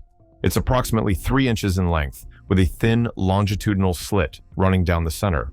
Does anyone know what this could be? What you found is a Victorian pencil pendant made by the Leroy Fairchild Company. The split end would compress a piece of graphite, functioning as a very early mechanical pencil for taking notes. These types of pencils were often worn as pendants by women in the 19th century. The Leroy Fairchild Company held numerous patents for mechanisms, designs, and utility models, and was one of the leading manufacturers of pencils and pens. Unfortunately, the company went bankrupt in 1905. I got this piece in a box of antique doodads. I bought it at an auction. It's made from a very light wood and real leather. The tracks on the wood are deep, so it doesn't move freely inside the leather loops, and the loops aren't very easy to remove. There are no markings on it at all, and one end of the wood is cut to form a pointed tip. Can anyone identify what this is? What you have is likely a corn husking peg, a tool that was commonly used in the 19th and early 20th centuries to help with removing the husks from ears of corn. The wooden part with a pointed end would be held in place by the leather loops, allowing the user to wear the tool like a ring on their hand. The pointed end was used to pierce and tear away the tough husks, making the husking process much faster and easier. Husking pegs were especially important for farmers during the harvest season, as they significantly reduced the time and effort needed to prepare corn. I found a 1.5 inches orange metallic container with a radioactive marking in the toolbox of a retired Army veteran. It's a squarish metallic cylinder with a glass lens at one end. Does anyone know what this could be? What you found is likely a tritium lamp, which is used for night shooting. It comes from an artillery sighting system made by Zrak Optic. The tritium lamp is used to illuminate the scales on devices in artillery, allowing soldiers to read measurements even in low light conditions. Tritium is a radioactive isotope of hydrogen, and it is commonly used in radioluminescent devices because it can provide a long-lasting light source without the need for an external power supply. When tritium gas is sealed inside a glass tube coated with a phosphor layer, it emits a soft glow as the tritium decays. This makes tritium lamps ideal for applications where a reliable light source is needed in complete darkness, such as in military equipment and emergency signs. My relative found this glass bottle with a ceramic lid this morning. The bottle is marked as being made by Pyrex in the USA. Does anyone know what it might have been used for? What you have is a vintage Pyrex glass toilet tank float, likely produced in the 1930s. These glass floats were used inside toilet tanks to control the water level. As the tank filled with water, the float would rise, triggering the valve to stop the flow once it reached the desired level. Glass floats like these were eventually replaced by plastic versions in the 1950s, but today they are sought after by collectors for their unique design. Depending on their condition, these floats can be worth anywhere from $20 to $150 on the collector's market. The owner of the restaurant where I work has this copper pot with a cylinder that sits inside the pot with a bracket and comes with a vented lid. My first thought was that it might be a charcoal starter, but it doesn't seem well designed for that purpose. Any thoughts on what this might be used for? This item is an antique petri dish sterilization chamber, likely made around the 1930s. It appears to accommodate petri dishes of the 100 by 15 millimeter size. The T-shaped bracket is designed to hold the petri dishes securely, allowing them to be loaded in clean and empty. The entire chamber would be sealed and placed into a pressure cooker, ensuring perfectly sterile glassware. Technically, this chamber could be used to sterilize anything that fits inside. I found a large metallic cylinder on the beach in Husavik, Iceland. It's a rusted metal cylinder, completely sealed, with several knobs that seem to have been covered at one point, but the covers have rusted away. Does anyone know what this could be? What you found is an old Soviet sonar listening buoy, known as a sonobuoy. Sonobuoys are specialized devices that are dropped into the ocean to detect underwater sounds, such as those produced by submarines and other vessels. Once deployed, they send signals back to a monitoring aircraft or ship. These buoys contain hydrophones that capture sound waves under the water and radio transmitters that send the data back to operators. Sonobuoys were developed and used extensively during the Cold War by various naval forces, including the Soviet Navy, for anti-submarine warfare. I found this in a box of candy-making supplies that I got off Craigslist. It measures 11 centimeters wide and has about 60 twisty screws embedded into it. It came with lots of different semi-professional sugar and candy tools, but this one has me stumped. It's very solid and the screws are really sharp. Does anyone know what this might be used for? What you have is a handmade spun sugar tool. It's used to create delicate strands of sugar for decorating cakes, pastries, or other desserts. The sharp, twisty screws in the tool help to create these fine sugar strands by catching and spinning the sugar as you flick or spin it quickly back and forth over a prepared surface, like a rolling pin or parchment paper. I saw this object at a local history center, but even the staff there couldn't identify it. It has what looks like a handle and a curved metal rod. Any ideas on what this might have been used for? What you found is a vegetable slicer made in the late 19th century by the Katowice Specialty Manufacturing Company of Katowice, Pennsylvania. A labeled example of this item shows that it was patented on February 22, 1898. It features a sliding pushing block and 6 blades, making it easy and convenient to slice vegetables, fruit, and salad. The instructions also have an interesting note. In case of a broken blade, the manufacturer would provide replacements for 6 cents each. I found this metal cube with sides that are about 2.5 centimeters long. Each face has a different number of indentations, all in varying sizes. It looks like it's made of brass or copper. Does anyone know what this might have been used for? What you have is a dapping block, a tool commonly used in jewelry making and metalworking. Dapping blocks are typically made from brass or steel and feature a variety of indentations of different sizes. These indentations allow jewelers to shape, dome, or curve metal pieces by placing them into the indentations and striking them with a dapping punch. The different sizes of the indentations provide versatility for shaping various sizes of metal pieces, like making domed beads or curved components for jewelry. I bought this silver piece at a flea market. It weighs 14.2 grams and measures about 1 inch by 2 inches. It has lots of markings on both sides. Does anyone know what this might be or what the markings could mean? What you have might be a Spanish colonial silver coin known as a cob. These coins were handmade from individual lumps of silver, often resulting in irregular shapes with crude, uneven markings.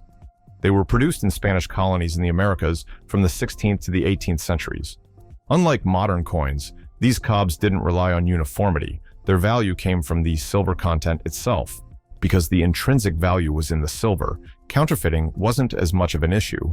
Even if the coin's shape was irregular or the design poorly struck, as long as the weight and purity of the silver were correct, the coin held its value. These coins often featured markings such as the royal shield, the cross, or symbols representing Spanish kings like Philip II or Charles III. They could also include mint marks, assayer marks, and a denomination, though these could be worn down or difficult to read due to their handmade nature. I found these objects 14 years ago in a hole in a log on Dallas Road Beach in Canada.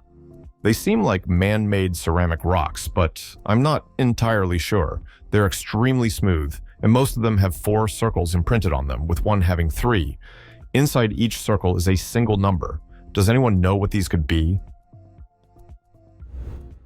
What you found are likely part of an art project by artist Diana Lynn Thompson. These smooth, ceramic-like stones are imprinted with numbers and circles, a characteristic feature of Thompson's work meant to spark curiosity and imagination in those who discover them.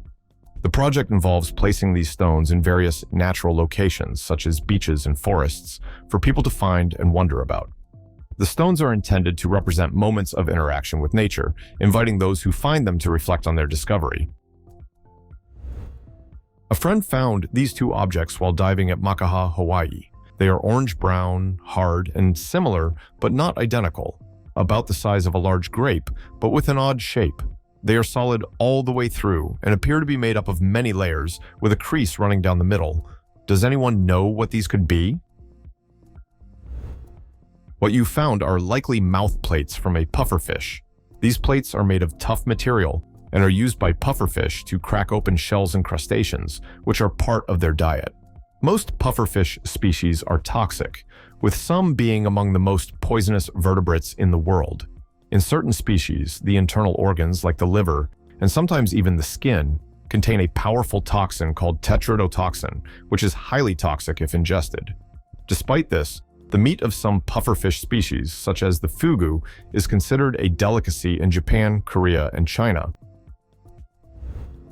I bought this large wooden object at a thrift store in the Netherlands. It kind of looks like a giant clothespin. It weighs about 4 pounds and stands 85 centimeters tall.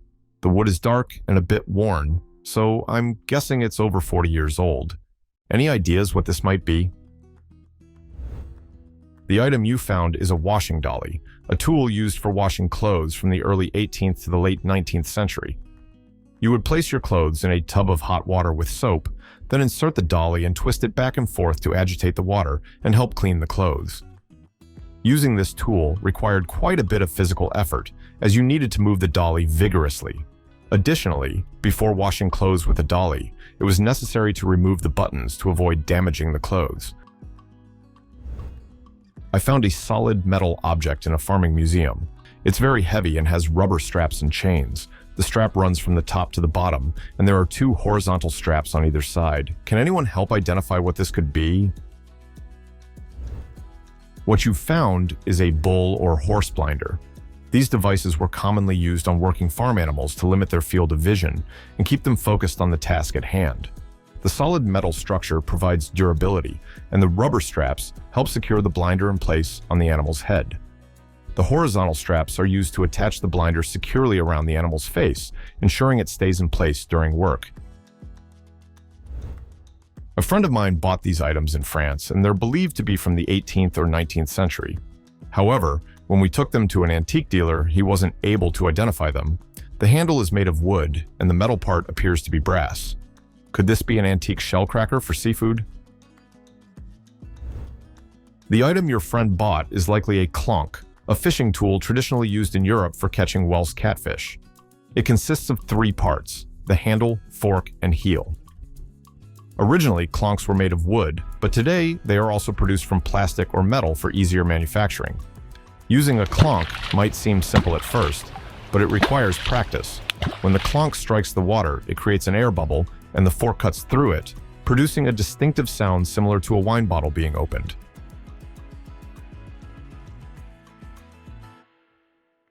This sound triggers the defensive instincts of nearby catfish, prompting them to attack the intruder, which in this case is the bait. I found a strange-looking hook. The inscription on the hook side is in French. The handle is made of wood and fits comfortably in my hand. The hook is stainless steel and ends in a diagonal point. The inside of the hook has indentations or lines running along it. Any ideas what this might be used for? The item you found is a butter curler, a kitchen tool designed to create decorative butter shapes, often used for food presentation. It's also helpful in softening hard butter, making it easier to spread. In addition to butter, it can be used to create shavings from chocolate or wax. Typically, the curler is dipped into hot water before use to make cutting easier. I found this tool at an antique store. It's 8 inches long with a wooden handle and a dull steel blade. The blade has USAAF inscribed on it. Does anyone know what this might have been used for? The tool you found is an intrinsically safe scraper designed for removing sealant from integral fuel tanks on aircraft. It features a wooden handle and a soft aluminum scraper blade, which ensures no sparks are produced while removing adhesives. These adhesives prevent fuel from leaking from the inside of fuel tanks to the outside, making this tool essential for aircraft maintenance. You can even see some of the sealant that is hardened on the handle. The USAAF inscription almost certainly stands for United States Army Air Force, dating the tool to before 1947, as the Air Force became an independent branch of the United States military that year. This means you may be holding a tool that was used during World War II.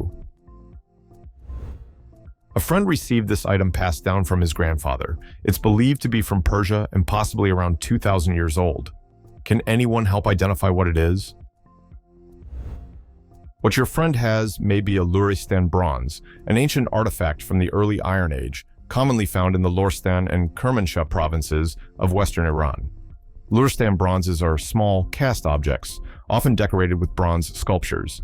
One of the most common types are large pinheads, which come in 2 distinct designs, sculptural and flat round disc shapes.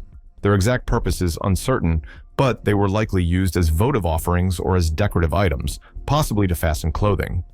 Luristan bronzes like these typically date to around 1400 to 900 years before Christ. If this piece is truly 2,000 years old, your friend should have it professionally evaluated by an expert at a museum or an institute of archaeology. It's also highly recommended to have it insured for protection. I came across a brass spear-shaped item with a twisted copper handle or attachment. Both parts are about 8 inches long, and there are no visible markings on either the item or its case. Any idea what this might be? What you have is likely a late 19th century lightning rod. During this time, lightning rods often featured a twisted copper shaft and a spear point tip, which was a common design. It's possible that this one is shorter because it may have been part of a weather vane lightning rod, combining the function of a weather vane to show wind direction with the protective role of a lightning rod. I found a small metal box with a bracket that's plugged into an outlet in a house from the 1960s. It has wires coming out of the bottom, and it's been there for decades. The family who's lived in the house for the past 50 years has no idea what it's for. Does anyone know what this could be? What you found is a power transformer that was used to power early model telephones, specifically the Princess telephone, which was introduced by the Bell system in 1959. This transformer provided the low voltage alternating current power needed to light up the neon lamps inside the phone's dial. The Princess telephone became especially popular due to its compact size and stylish design, and it was often marketed as a bedside phone. I saw this wall-mounted metal object in several rooms at Hohensalzburg Fortress, but none of them had any description. It looks like a metal box, enclosed in a cage elevated off the floor, and there were 3 or 4 of them. They were all about the same size, 20 centimeters wide and deep, and 50 centimeters tall. Does anyone know what this might be? What you saw were old-fashioned radiators that were filled with embers or hot stones to provide heat when needed. These radiators appear to be built into the wall, likely filled by servants from an adjacent room. This design kept the living quarters free from smoke and carbon monoxide, ensuring a more pleasant and safer environment for the gentry. I found this metal object embedded in stone on a beach in Greece in the 1970s. It measures about 4.5 by 4.5 by 5 centimeters and might be made of brass. It sounds like it could be hollow because there's something rattling inside when I shake it. Does anyone have any idea what this might be? What you found is the fuse from a 2-inch British mortar round. The top screws off the mortar, revealing the distinctive cross pattern on the top of the fuse. The 2-inch mortar was widely used by the British Army and Commonwealth forces during and after World War II. It could fire a variety of shells, including high explosive, white phosphorus smoke, titanium tetrachloride smoke, illumination, and multi-star signal shells. I found this object in an old rural house in Cantal, Auvergne, France. It looks like a machete, measuring about 45 centimeters long and 15 centimeters wide. It's not sharp, but it shows signs of use. Does anyone have any idea what this might have been used for? What you found might be a ramdao, a traditional weapon originating from Nepal and India. The ramdao is a large, heavy blade, often used in ceremonial sacrifices, particularly during religious festivals like Durga Puja. It has a distinctive, wide, and curved blade that can resemble a machete. The ramdao was specifically used for rituals involving the sacrifice of animals, with a design that allowed it to deliver powerful cuts. Historically, the ramdao was wielded by a specific group of individuals known as kajis or butchers, who were responsible for performing the sacrifices. These blades hold significant cultural importance in the regions where they originated, symbolizing power and devotion to deities. Ramdaos are often depicted in Hindu religious imagery, being wielded by goddesses like Durga and Kali. I found this metal ball weighing about 8 pounds and measuring 3 inches in diameter at an abandoned psych asylum. It has a side slot and a chain that screws into it. The asylum was abandoned roughly 40 years ago, and since it had a lot of land, it might be related to grounds maintenance. Does anyone have any idea what this could be used for? What you found is likely a cast iron gate closer weight. These weights were commonly used to help gates close smoothly and automatically. The weight would attach to a chain running through the slot with a bolt locking it in place. The weight pulls on the chain, helping to swing the gate closed. The slot keeps the weight steady on the chain, reducing movement. This kind of mechanism is less common today as lighter and cheaper spring closers have replaced them. I found this seal-like object near Jerish, Jordan. It has a cross and some script on the front, with small grooves on the backside. I suspect it might be a Byzantine seal given the cross and the design on the back. It seems to be made of copper or a similar alloy. Can anyone help me identify it more precisely? What you found looks to be an artifact from the Crusade times. The first 3 crusades were defensive actions to fight off Muslim attacks on the Byzantine Empire, which had the Eastern Orthodox Church as its religious center. The Byzantines sought the help of the Roman Catholic Church and their armies for this defense. This artifact would likely be from the Byzantines as it bears their cross. It is probably a top button of a jerkin or top layer shirt, secured with leather, which explains the broad base. This piece could be around 900 years old, dating back to the time of the Third Crusade, which took place between 1189 and 1192. I found a metal cylinder weighing around 8 to 10 ounces and measuring about 6 inches in length. Can anyone help identify this item? What you found is likely a time capsule.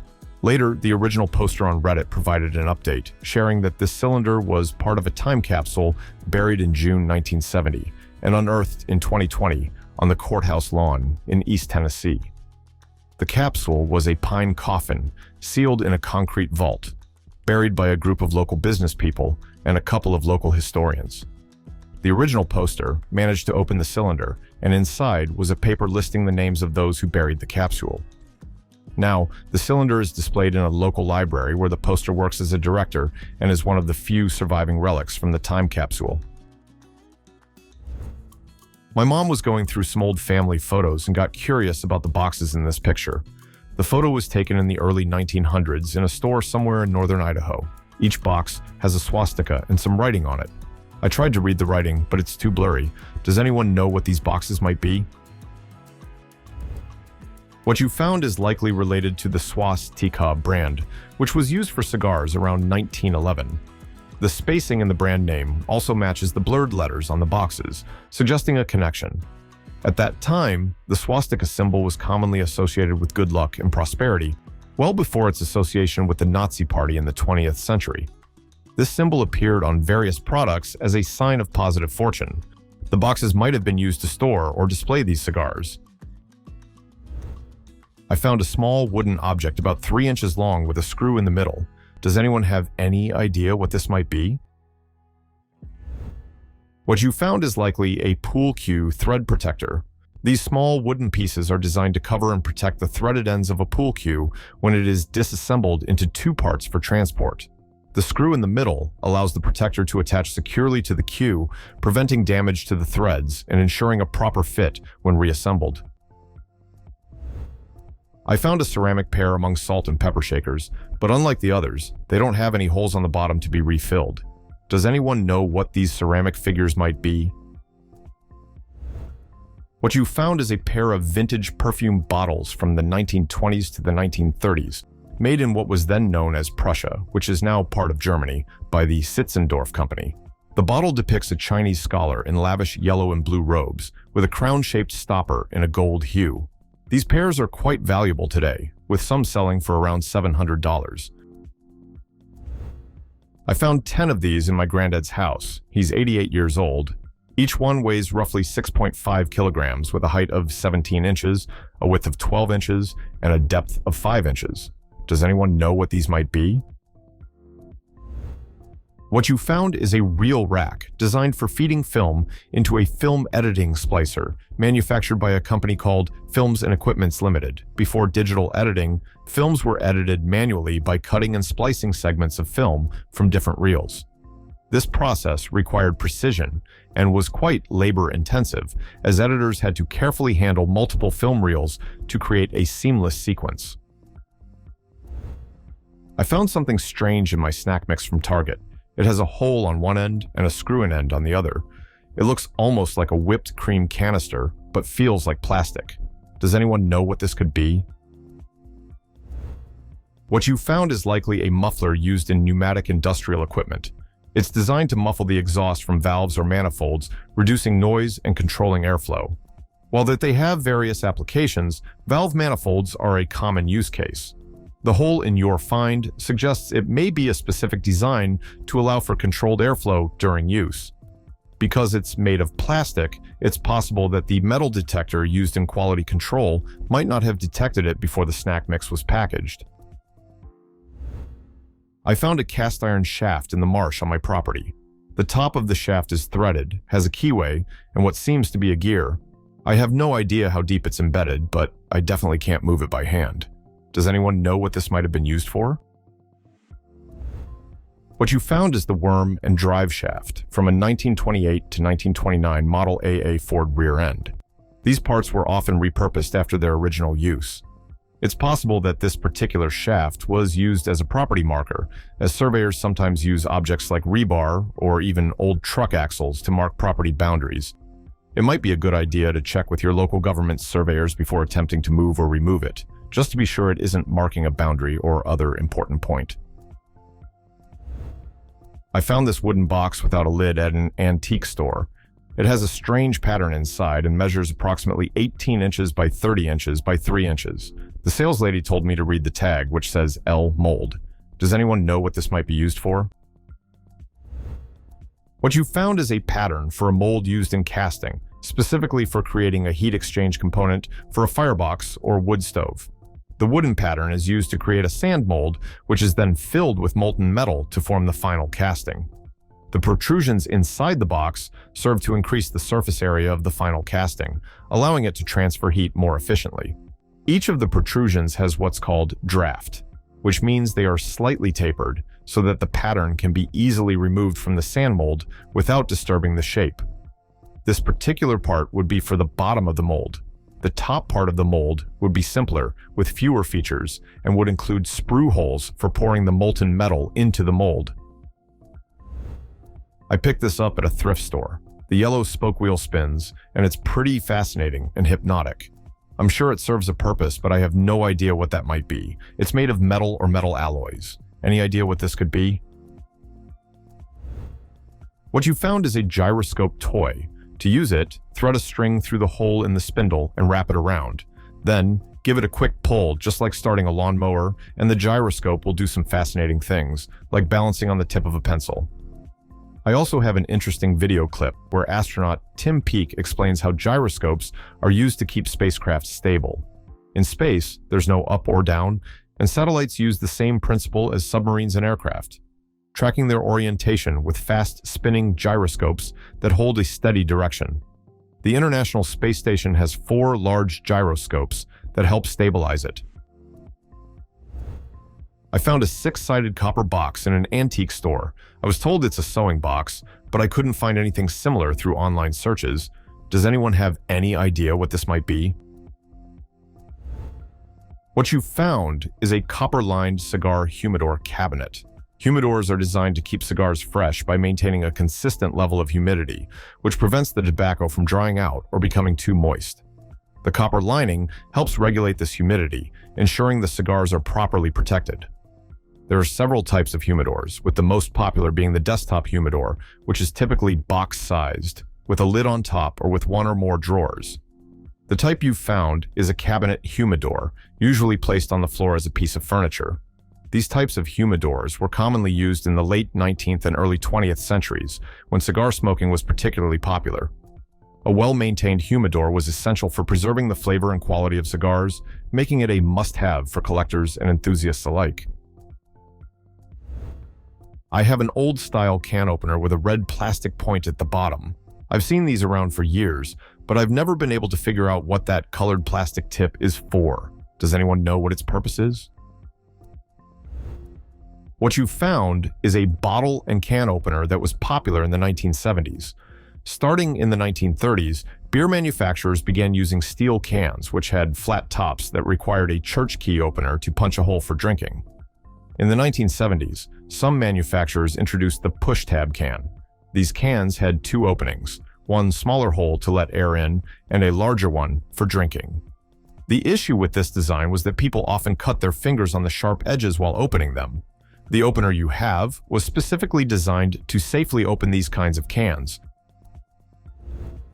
I found a 15-inch long object while metal detecting in Germany. The bottom is painted red, and it's not particularly heavy. Does anyone know what this might be? What you found is likely a 4 pounds incendiary bomb developed by Imperial Chemical Industries. This type of bomb was the standard light incendiary bomb used by the Royal Air Force Bomber Command, with over 36 million bombs produced by 1944.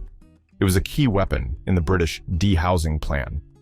The bomb had a hollow body made of an aluminum-magnesium alloy, with a cast iron or steel nose, and it was filled with thermite incendiary pellets. It could burn for up to 10 minutes.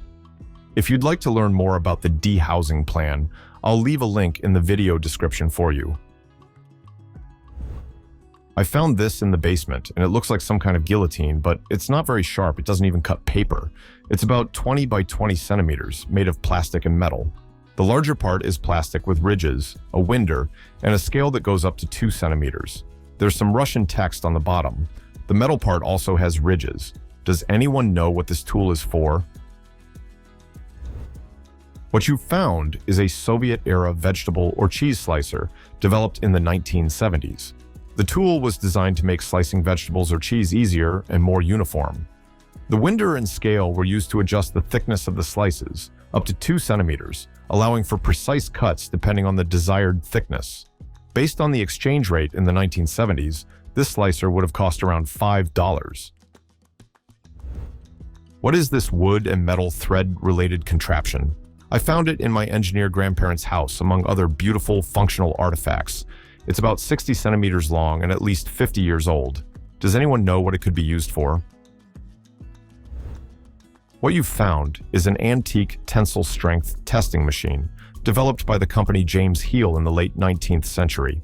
This old scientific device has an oak base with brass components and was used to test the strength of materials like string, thread, cordage, textiles, or wire. Tensile strength machines were critical tools in various industries, especially for textile manufacturing, where it was essential to ensure the durability and quality of materials. The machine would measure how much tension a material could endure before breaking, providing valuable data for industrial applications. I found this large vessel in the basement of an old psychiatric hospital. It has openings on both sides of a concrete wall with big steel doors. The opening is about 5 feet by 5 feet. One of the gauges on the side says ammonia. The hospital was built in the late 1800s. Does anyone know what this could be? What you found is a large autoclave, likely used to sterilize mattresses and bedding. The mention of ammonia refers to its role in raising the pH during the sterilization process.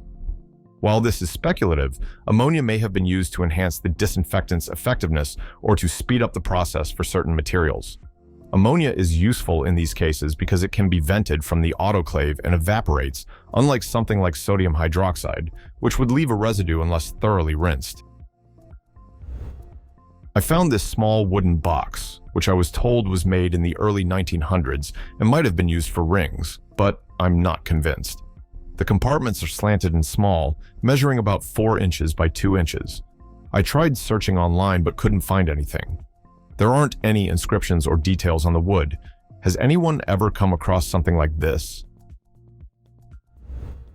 What you found is likely a triple stamp box. These boxes were used to store and organize postage stamps. The slanted compartments helped separate the stamps for easy access, often holding different denominations. Given its small size and design, this box would have been a practical item for someone who regularly handled mail in the early 1900s. I found a handle with parallel sharp metal prongs at a thrift shop in the kitchenware section. The prongs have pointy ends, and the handle is plastic. It's about 25 centimeters long. Does anyone know what this tool is used for? What you found is a tool specifically designed for cutting angel food cake. A regular knife would compress and smash the light, fluffy texture of the cake, but this tool prevents that from happening. It's easy to use. Simply pierce the cake with the prongs and gently move the tool back and forth to slice off a piece. I found this item in our Airbnb in coastal Maryland. It's extremely sturdy, has wheels, and some kind of seat or backrest. Does anyone know what this might be used for? What you found is the lower part of an industrial ship's porthole bar cabinet. This cabinet has a very unique design and comes with a hefty price tag, costing around 5,500 euros for the full piece. I found an old machine at a local historic site in Northern Virginia. It looks like this machine might date back to either pre- or post-American Revolution. Does anyone know what this machine could have been used for? It looks like you found an apple crusher and press, which were commonly used for making cider. The process involves feeding whole apples into the crusher, which breaks them into small pieces. These pieces are then placed into a press to extract the juice. The extracted juice would typically be stored in barrels and left to ferment, turning it into cider. This type of equipment was widely used in agricultural settings from the 18th to the 19th century. I found a metallic pencil with a hard wick and a battery inside. It's engraved with Orlim, France, and is quite heavy, measuring about 14.5 centimeters in length. The wick appears to be stone-like. The battery also has the words lightning and toys written on it in French. Does anyone know what this could be used for? What you have found is an electric nail polish brush made by Orlim, probably around 1960. It doesn't seem to have been very popular, as I could only find one listing on eBay where it is sold for 7 euros. I found some strange pliers at a thrift store. It's about 13 centimeters long with serrated rollers that spin. The left roller has a wing nut attached so you can turn it with your fingers. Does anyone know what these pliers might be used for? What you found is a tool used for tape creasing, likely made around the 1950s. It helps create sharp and precise folds in tape. To use this tool, you place the tape between 2 serrated rollers. As you turn the wing nut, the rollers spin, feeding the tape through and forming the crease. I found a heavy brass part among the belongings of a World War II veteran. It has components that can rotate and unscrew as shown. One layer of the part has measurement markings from 0 to just past 21. There are also several small, oddly shaped holes in it. Does anyone know what this might be? What you found is an artillery fuse, specifically designed for controlling when a shell detonates in flight. By turning the dial with the numbers, the fuse sets the altitude or time delay at which the explosion occurs. These types of fuses were commonly used in World War I and World War II artillery shells. I found this rusty old metal piece that looks a bit like earmuffs. Does anyone know what it could be used for? What you found is a carburetor float. A float chamber is a device that automatically regulates the supply of fuel to a system, most commonly found in the carburetors of internal combustion engines. It works by allowing liquid within the chamber to lift a float, which is connected to a valve that controls the fuel intake. When the level is low, the float drops and opens the valve, allowing more liquid to enter until the float rises enough to close the valve again. I found a double-sided metal vise-like tool with 3 differently sized holes on one side and a single fixed-size hole on the other. It's not very heavy and was discovered among office equipment. Does anyone know what this might be used for? What you have found is called a gag gobo. This tool is commonly used in photographic, film, or theatrical lighting setups. A gobo, short for go-between, is a device used to control or shape light, typically by placing it in front of a light source. The gag gobo is a type of adjustable clamp that helps secure gobos or other accessories to stands or lighting rigs. Its design allows for quick changes, making it versatile for various creative setups. My mother found this hard orange plastic case washed up on the beach after recent storms. It's about the size of an Old Bay seasoning package and might have once had a cap to make it waterproof. Inside was a torn package made of plastic or metal foil, slightly pulled out for the picture. The substance inside feels like clay and left a terrible smell on our fingers that hasn't washed off yet. Does anyone know what this might be? What you have found is likely a lifeboat food ration package containing sodium metabisulfite, a preservative often used in emergency rations. After initial reactions, the original poster contacted the police to report the discovery due to local concerns about smuggling and stolen explosives. This led to a visit from the bomb squad, who analyzed the substance and identified it as sodium metabisulfite. While the team initially thought it might be a soap or beauty product, further research confirmed its role as a preservative in rations. What is this lightweight, drop-shaped wooden object with 3 legs that I found in a curio cabinet? Does anyone know what it might be used for? What you have found is probably a stand for a jade figure. Similar stands are used to display collections, such as the Chinese Jade Goose collection from the 1930s. Alternatively, it's possible that this object is a pointer from a Victorian-era Ouija board. Early versions of Ouija pointers didn't always have the cutout window that modern ones do, making this interpretation plausible as well. I found this box with several unique items inside at a Goodwill store. There's a circular stone-like object on one side and 5 pieces about the size of a lighter, each with dragon designs and inscriptions. Does anyone know what this set might be? What you found is likely a set of traditional Chinese or Japanese ink sticks used in calligraphy or sumi-e painting.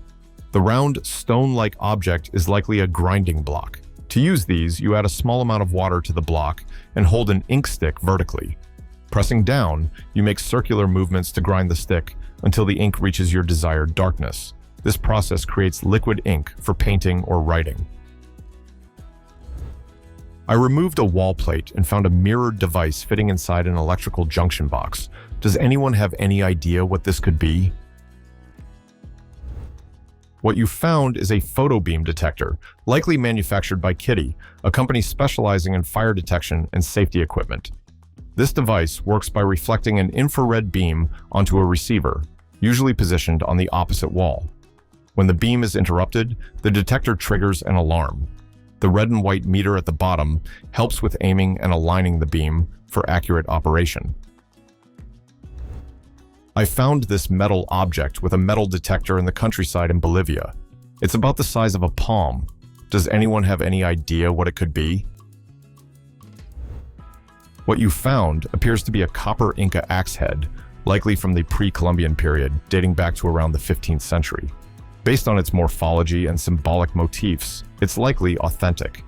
Inca axe heads like this were crafted for a range of uses, from practical and combative to ceremonial purposes. Smaller pieces, such as this one, were often ceremonial, as size frequently influenced function in Inca tools. Copper held significant value in Andean cultures, both for its durability and cultural importance.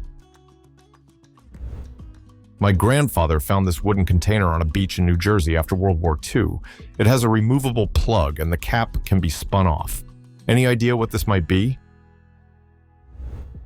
What your grandfather found appears to be a powder flask for a musket. These flasks were commonly used from the 17th to the 19th century to safely store gunpowder. The choice of wood is practical as it doesn't spark, reducing the risk of accidental ignition. Other materials like brass, leather, and horn were also popular for their durability and safety. Powder flasks were essential for hunters and soldiers, allowing them to reload quickly by carrying a measured amount of gunpowder. I found this item in the attic of an old country house in the Czech Republic. The top part is an open container that rolls on round sticks underneath, and the bottom appears to be a stand with small storage doors on the other side. The entire structure can be dismantled, as it's held together with carpentry joints and no nails. Does anyone know what this might have been used for? What you found is a box mangle, invented in the 17th century, was a costly and labor-intensive tool used primarily in large households, commercial laundries, and by self-employed mangle women across Northern Europe. Its purpose was to press and smooth fabrics, especially large items like sheets and tablecloths. The mangle had a heavy box filled with rocks that rested on wooden rollers. Damp laundry was placed under or around the rollers, sometimes in a sheet to keep it clean. To operate it, one or two people would pull levers or turn cranks, moving the heavy box back and forth over the rollers. By the 19th century, improved designs emerged, including an upright model that saved space and eased operation. My grandparents have a shield that they've had for so long they can't remember where it came from. It's about 30 centimeters across and has Elkington written on the back. Can anyone help me find out when and where the shield might have been made? The shield was crafted by Elkington and Company, a prominent English silver manufacturer founded in the 1830s by George and Henry Elkington. Known for producing silverware and electroplating items, they also created replicas of ceremonial shields such as this one. Elkington and Company actively produced shields during the late 19th and early 20th centuries, likely making yours from that era. While the original shield's history is unclear, decorative elements like the lion, fruits, and cherubs indicate it was meant as a symbol of prestige, prosperity, and strength rather than for combat. In earlier times, such shields could have been used in rituals, as awards for achievements, or as hall decorations, often representing the honor or social standing of the owner. This marble figurine has been passed down through generations in my family, dating back to the 1880s.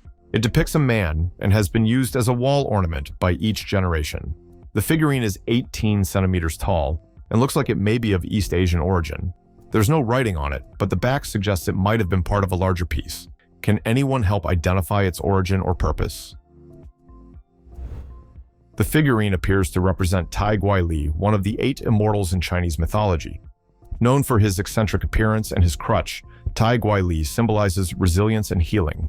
The base of the figurine, which features cloud designs, suggests it was part of a larger ornament depicting the 8 immortals.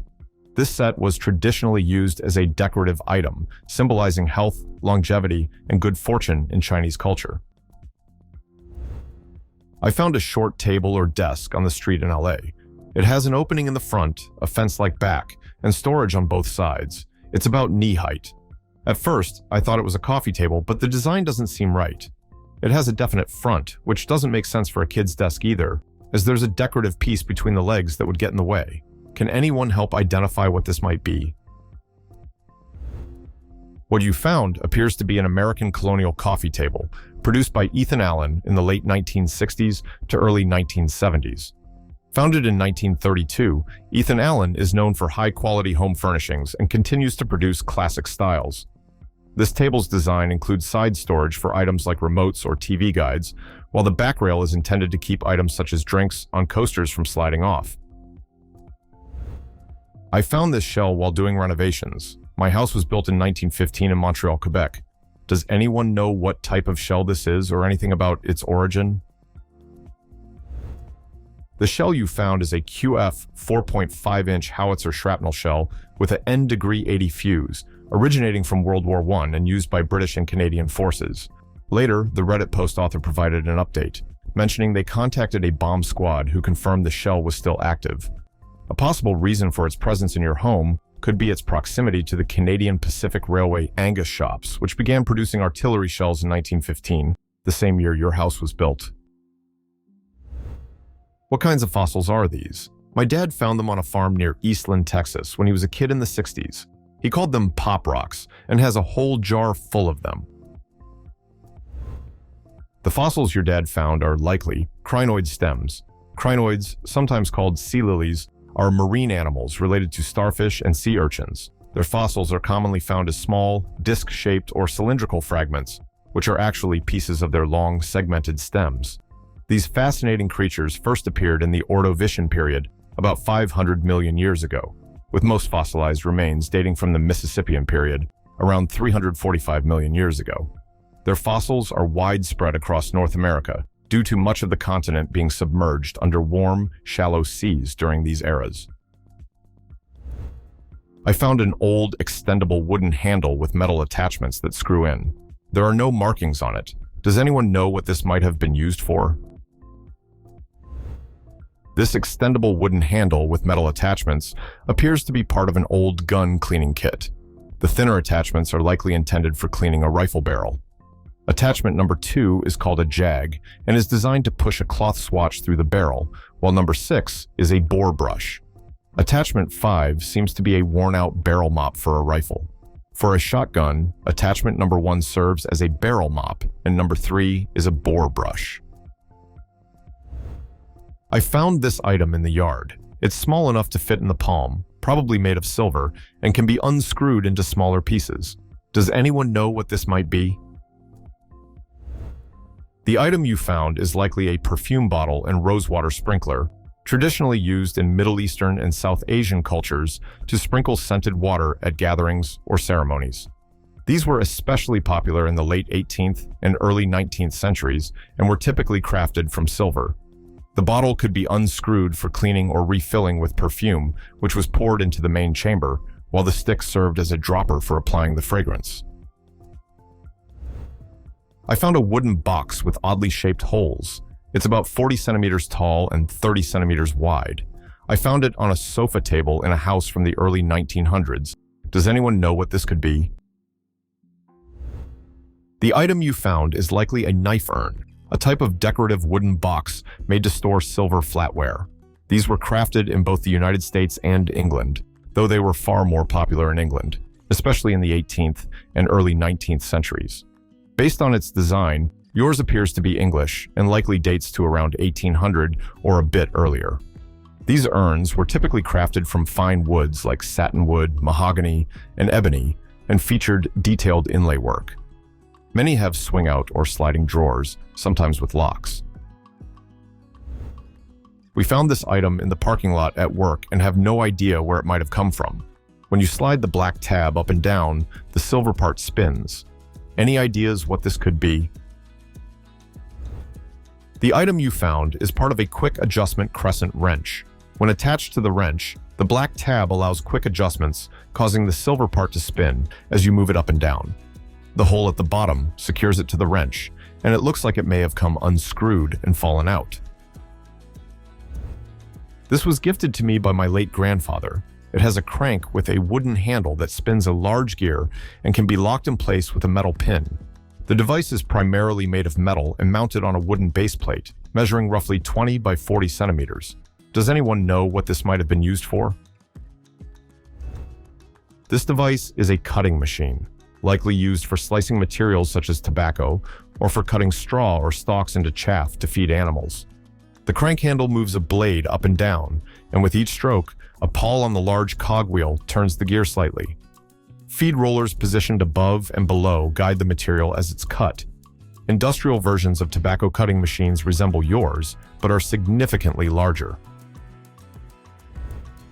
Outside our hotel near Seoul, close to Everland, there are mounds sitting on a hillside. There appear to be signs next to them. Can anyone help identify what these mounds might be? The mounds you see are likely traditional Korean graves, which are commonly shaped as small hills. The signs beside them are tombstones, and the small tables in front serve as altars for offering food to spirits during holidays. These types of graves were usually reserved for the wealthy or high-ranking government officials. Graves on the same hill often belong to the same family, and if two mounds are close together, they may represent a husband and wife buried side by side. This tradition reflects deep respect for ancestors. Thank you for watching. If you enjoyed the video, please like and subscribe. Your support motivates me to create more videos. See you next time.